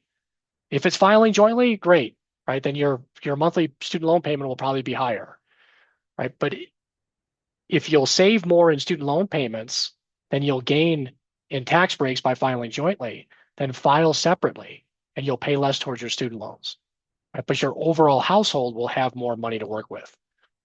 And each year you're going to have to do that benefit. And I'm just the messenger here, right? I mean, no sane person would design a system like this, but it's what we have. And you can choose to, benefit from it, or you can, ignore it, right? It's up to you. Please don't refi your federal student loans, right? Student loans go way beyond an interest rate, right? Your federal student loans are the most flexible debt you'll ever have, right? They're the most annoying debt you'll ever have, but they are the most flexible debt you'll ever have. Once you refinance them, so pay them off with a private loan, you can't go back, right? And the private loan has all those same problems that we talked about with those traditional repayment options. The payments are fixed, right? They don't care about your income. And that might be fine right now, but if you, have a circumstance where your income decreases for any amount of time, that's going to make that payment very difficult to maintain, right? So I would never refinance a federal student loan with a private one. Even if you could get, we've done examples where even if you theoretically could get a private loan refinance with a 0% interest rate, you could still end up paying more and have a less flexible repayment using that private loan, right? So it's really, really dangerous. So I would, really encourage you to think twice before you would do that. Now, a couple of you actually indicated that you had private loans. If you have private student loans and you can get a better terms and interest rate by refinancing that private student loan, then do that, right? There's nothing wrong with refinancing less flexible private debt into more flexible private debt, right? So if you can get better payment terms, then do that. But it's really dangerous to refinance a federal student loan with a private student loan. All right, so another question here. The biggest decision I'm having a hard time determining is if this question fits for a principal that is at 110,000. So $110,000 of student debt. Many webinars I've attended don't address these lower debt levels. I was very fortunate to have lower debt accumulation, but worried I'm missing out on more investing. I would also like to pursue a residency program in the next 5 years. Well, you just said the magic words, right? If you're going to go into a residency program, the amount of debt you have is really kind of irrelevant. And yes, we tend to focus on the debt levels that are higher because it's a little bit more consequential. And by that I mean when you have a higher amount of student debt, the mistakes that you can make are amplified, right? When you have a higher amount of student debt, you accrue more interest. If that interest gets capitalized, you end up paying more. Even if you end up reaching forgiveness, you can end up having a higher tax, right? So we want to help folks avoid those things, and particularly folks that have higher amounts of student debt. But the concepts still apply if you have only $110,000 of student debt. So if you have $110,000 of student debt and you're thinking about going back to do a residency where your income is all of a sudden going to be $60,000 a year, well, now your debt to income ratio is close to 2 again, right? You're going to want all of those benefits that come with your federal student loans while you're pursuing that advanced training. And when RAP becomes available, you're going to love not having any interest accrue while your payment is almost nothing during that residency training, right? So all of these concepts still apply. Don't get hung up on, oh, well, my debt is not as high as the examples that you're using, right? That's why, the debt to income ratio is probably a better metric than the absolute values, right? But it's always kind of a balance. We have to use the absolute values too, because that's what that's where a lot of you are dealing with, right? But having that lower student debt amount, particularly if you foresee having a circumstance where your income is going to be lower, like residency trading for a prolonged period of time, then you're going to really, really want these benefits that come with your federal student loans, like the new repayment assistance plan. And you can run that through the simulator, right? So if we're not showing you the circumstance entirely that you have, right, then put your circumstance in here, right? You can change your principal balance in the simulator, right? Upload your student aid data file into the Fin Foundation My Student Loans tool and send the data over to the simulator. Then we'll have the most accurate accounting for it. But you can enter it directly in here too. And if you've got, a residency where your income is, if it's an academic residency for 3 years, right? And then maybe after you're done with that residency, your income is going to be higher, right? It'll actually show you what those payments will look like in those early years, right? So, those payments for using RAP will be very manageable during that residency training, right? And probably be your most beneficial one. And then any interest that would accrue above and beyond that will be covered by the Department of Education. And they'll even contribute a $50 credit towards the principal. So you'll come out of your residency training with a lower balance than you went in with, right? And then after you finish that training, and if your income goes up, you can remain in RAP, you'll accelerate your payoff, and you'll pay less than you otherwise would have towards your student loans, right? So that's kind of the abridged answer to your circumstance. But these concepts still apply, and those benefits are still there for you to take advantage of.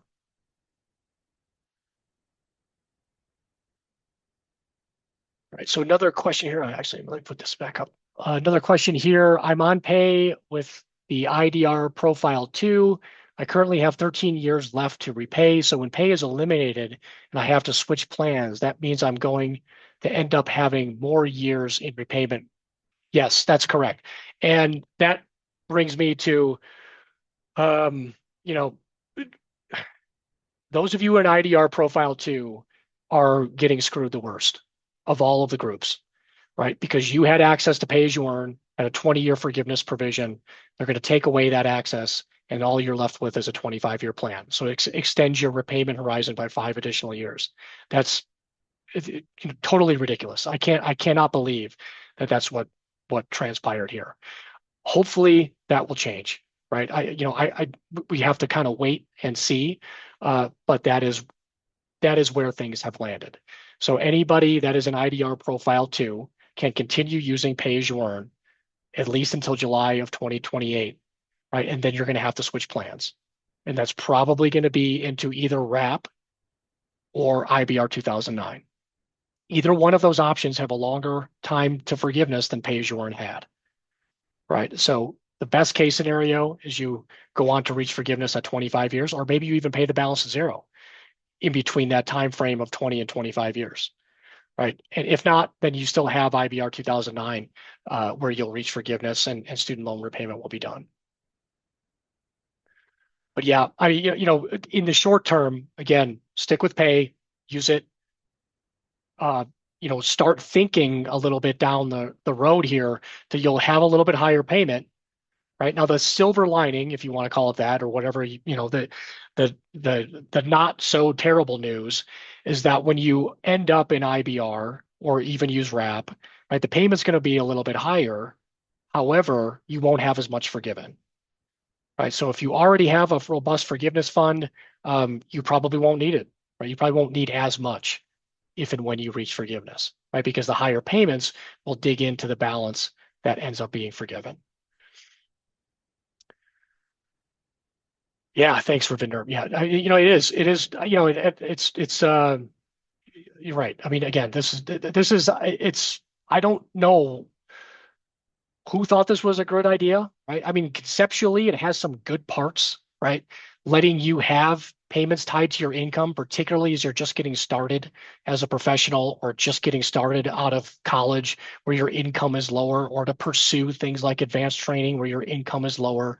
And even public service loan forgiveness is a very noble endeavor to, compensate people with loan for forgiveness for careers that might otherwise pay less. But now it's become a political football, right? And whoever wins the election gets to say what they want to do with it, and it gets applause from one side and usually not from the other. So that's where we are. Unfortunately, hopefully we'll kind of swing back to something that is more normal in the not so distant future. But in the meantime, we all kind of have to navigate this and just ask a lot of questions. All right, so some other questions here. I'm currently on pay as you earn and have been paying for about 9 years. I am on IDR profile 2, so another person who's going to end up with IBR 2009 or RAP. My student loan debt is about 265,000 with a gross annual income about 150,000. Looking at the simulator with the projected income growth, it looks like I may end up having to pay slightly more in total if I use IBR versus paying it off in 10 years. Would it be smarter to consider trying to pay off loans in full versus continuing to work towards forgiveness? Yeah, that is an excellent question. And those are the kinds of things we want you to be able to investigate with the loan repayment simulator. Now, you'll also notice that, yes, in a lot of those cases, and especially and everybody here, read that question that was posted by anonymous attendee at 6:39 p.m., 6:39 Mountain Time. That is, that shows up a lot in the simulator, right? So let's say you've got 9 years of forgiveness credit, you've got 16 years to reach forgiveness on IBR 2009. It probably looks like paying the balance to zero in 10 years is going to be, quote, a lower cost. This is exactly what I'm talking about when I say I don't really care if I get the absolute lowest total repayment cost. Because you'll also notice that that 10-year plan payment is significantly higher, most likely, than what your IBR 2009 payment would be. Right now, if they're pretty close, then I would say go for it. But chances are there's probably a pretty significant difference, at least in the next couple of years, right? So it's up to you if you want to have access to that difference, right? So what I would suggest instead is keeping the loans in IBR 2009. So you have a lower payment than the standard 10-year plan payment.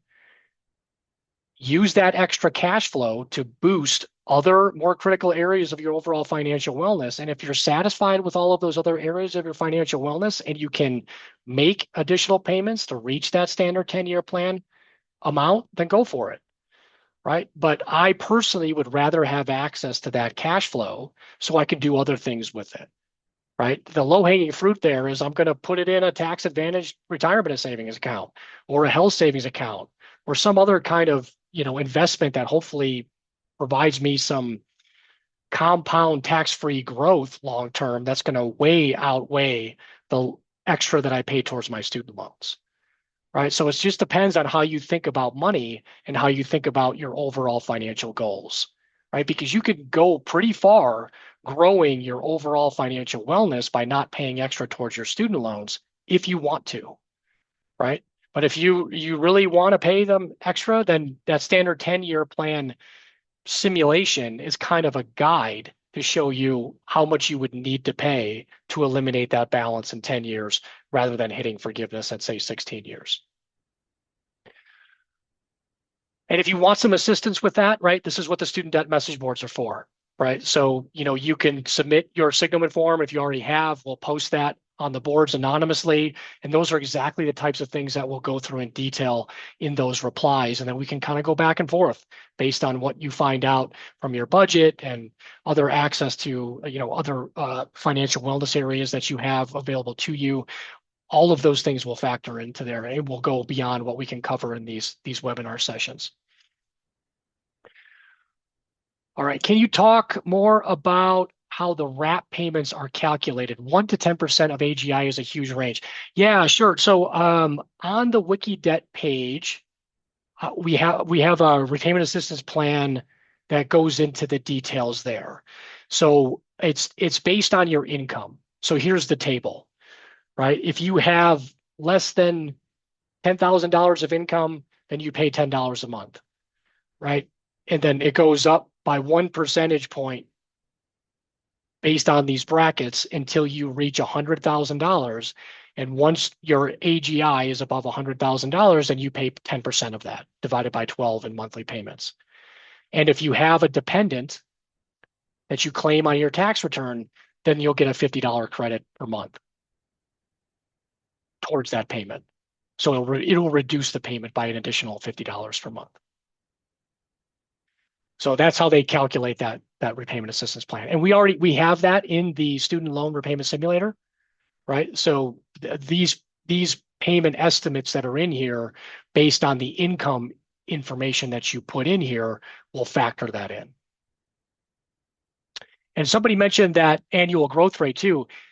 Pull up your recent tax returns, right? And do a little bit of a study. For those of you that have been out of school for a little while, right? See how your income has changed from year to year, right? We put this in here as kind of a, hey, don't overlook how your income will change over time, right? So, but you're going to know best how your income is changing, right? So adjust that income growth rate appropriately. All right, great. Cool. So I don't see any more questions that I missed in here.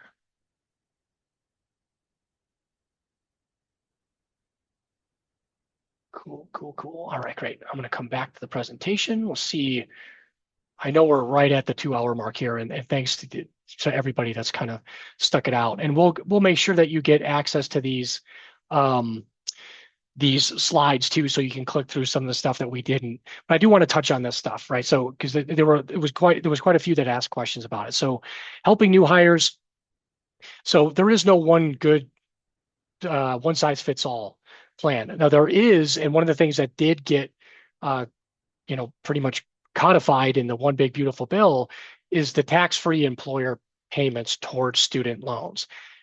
However, they have to be set up appropriately. You can't just, as the employer, you can't just willy-nilly decide I'm going to pay, $400 towards Dr. Amy's loans, but not pay any towards Dr. Sue's loans, right? It's kind of like a 401k plan that you have to meet the testing requirements that you're offering the benefit in such a way that is available to, all of the employees that are eligible for it, right? So it's not as simple as just saying I'm making a payment towards your loans and that makes it tax free, right? So make sure, work with a tax professional or a benefit professional to help you set up that plan appropriately so those payments that are made towards your employees' student loans are actually tax free.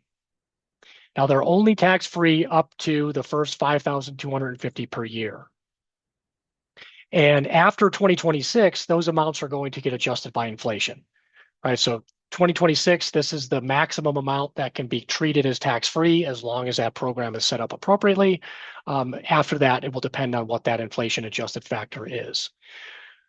This can get really messy really fast, right? Especially if you're hiring new grads, right? So new grads are not going to have a payment due on their loans, right? Or they're going to have a very low payment because they're not going to have a very robust tax return to document their income, right? If they don't have a payment and you're making payments towards their loans for them, and they're using the repayment assistance plan that has 100% unpaid interest subsidy, then you're literally lighting this money on fire, right? So you have to be a little bit careful. I get the intent, and I'm super excited that employers are wanting to know how they can best help their new hires navigate student loans.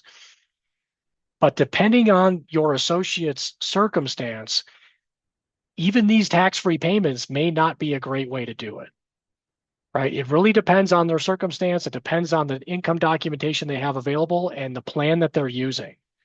And if they're using a plan to get them the lowest minimum monthly payment possible, which is basically what I'm going to encourage them to do, right? And that happens to be the repayment assistance plan that has 100% unpaid interest subsidy, then these payments are literally going to be wasted until they have a minimum monthly payment that is beyond that subsidy amount. So it can be helpful depending on the circumstance, but just because you have a plan or a program to offer to associates with student debt doesn't necessarily mean it's going to be helpful.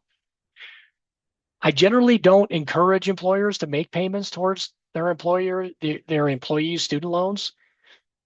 Provide that benefit in another way, right? I mean, 401k matches, HSA contributions, things that we know are going to yield tax-free compound growth rather than a variable impact going towards something like student loans, right? So it's just the way the plans are structured, right? So if you have more questions about it, I'm happy to take those on the student debt message board area, but they can get really messy really fast, particularly for new grads.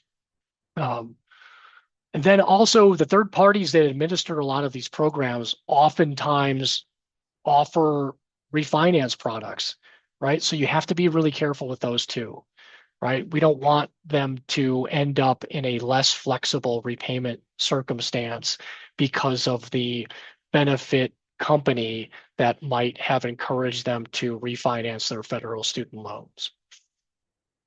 So it's a little bit,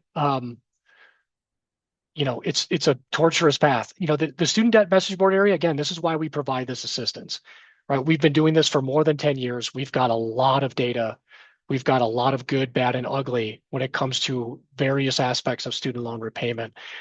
If you have an associate that needs help, encourage them to post on the student debt message board area, right? We'll help any veterinarian, whether they're a VIN member or not, right? Everybody has free access to that student debt message board area as long as they're a veterinarian, right, or a veterinary student, right? So encourage them to post there. We can wade through the specifics of their circumstances, sometimes a little bit easier than you can. So that's a great place to point them to as well. When it comes to advising students, and this is where I'll kind of finish off, right? So when it comes to students that are actually in vet school now, right, those that are borrowing won't see any changes to their student loan borrowing aspects as long as they complete the program by 2029. However, any of them that receive a loan after July 1st of 2026 will automatically be limited to using the repayment assistance plan or a standard plan as their federal student loan repayment options. Right, so anybody that pretty much isn't graduating this spring or summer is going to end up being limited to the repayment assistance plan. Let's see.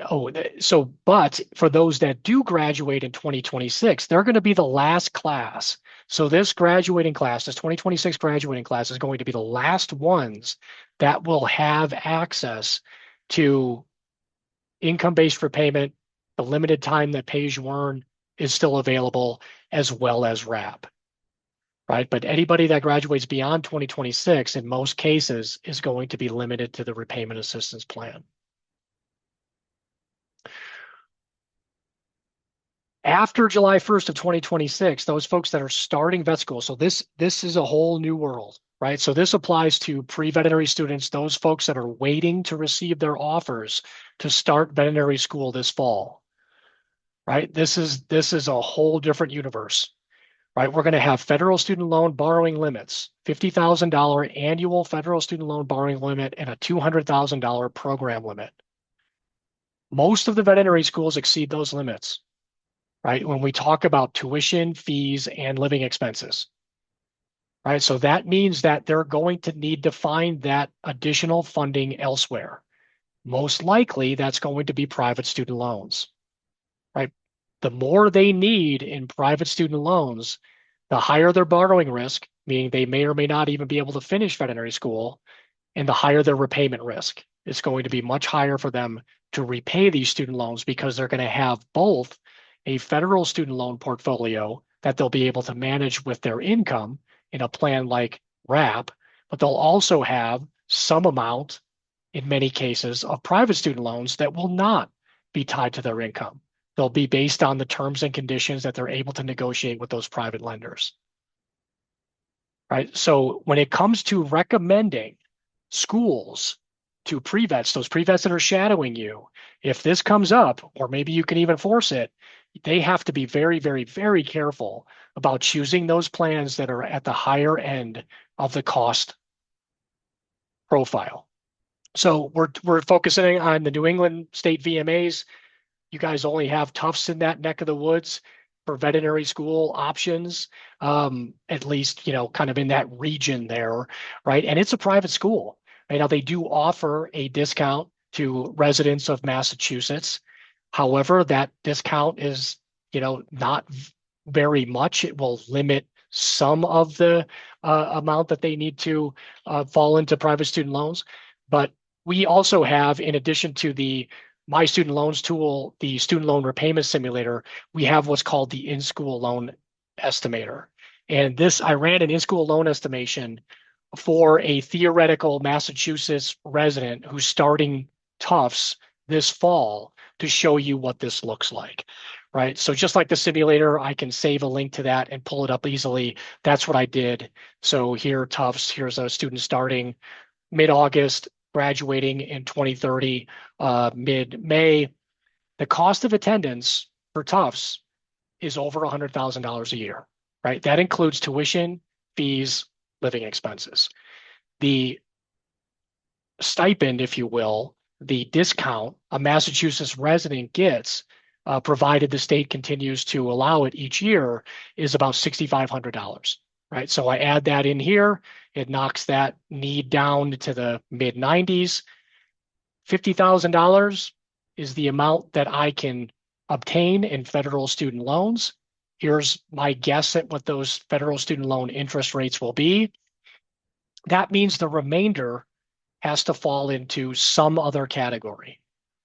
Right now, if they're lucky, maybe they'll be able to get some health profession student loans, or maybe they have some personal funds. They can get some additional scholarship, right? But if they can't secure any of that additional funding, the rest of it is going to fall into a private student loan. Right now, these are, 20 somethings with little to no credit history. Right? Those interest rates from the early discussions we've had with some of these private lenders are not going to be as beneficial as the federal student loan rates. Right? So it's going to depend on their credit history and maybe a cosigner that they can rope and bring to the table with them. Right? So this is these are some big numbers, right? And if they need to obtain, $45,000, nearly $50,000 of private student loans for each year of vet school to get through it, this is what I mean when I say there's borrowing risk there. This is not guaranteed that they're going to be able to get this kind of funding each year.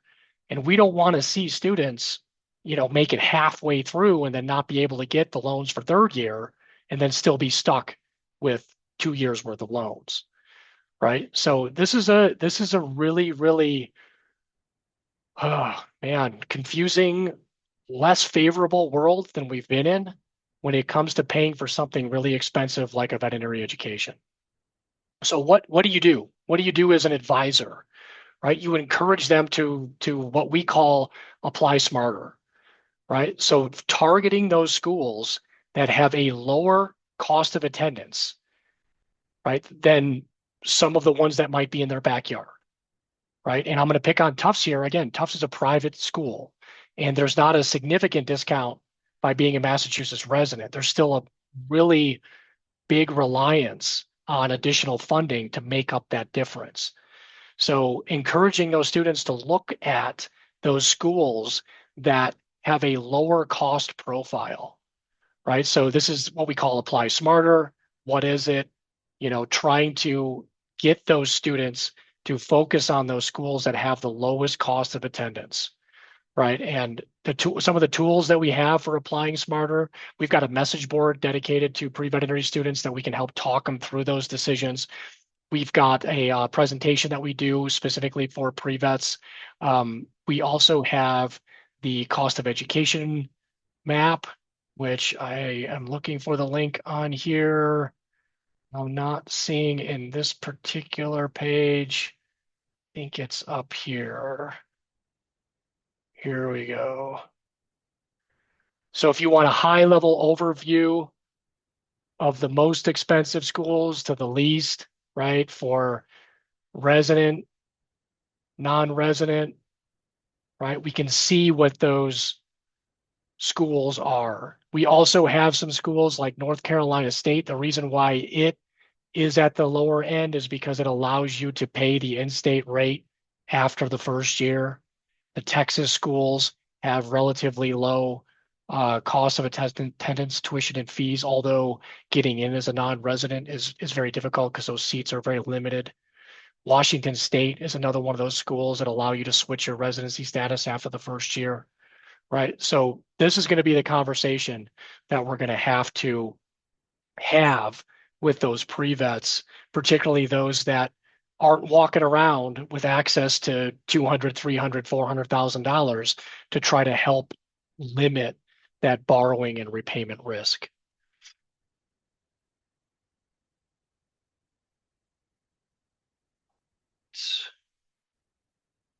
All right, great. Okay, cool. Any questions on those topics as we wind down here, and now that I'm 15 minutes over and it's after 9 o'clock on the East Coast? All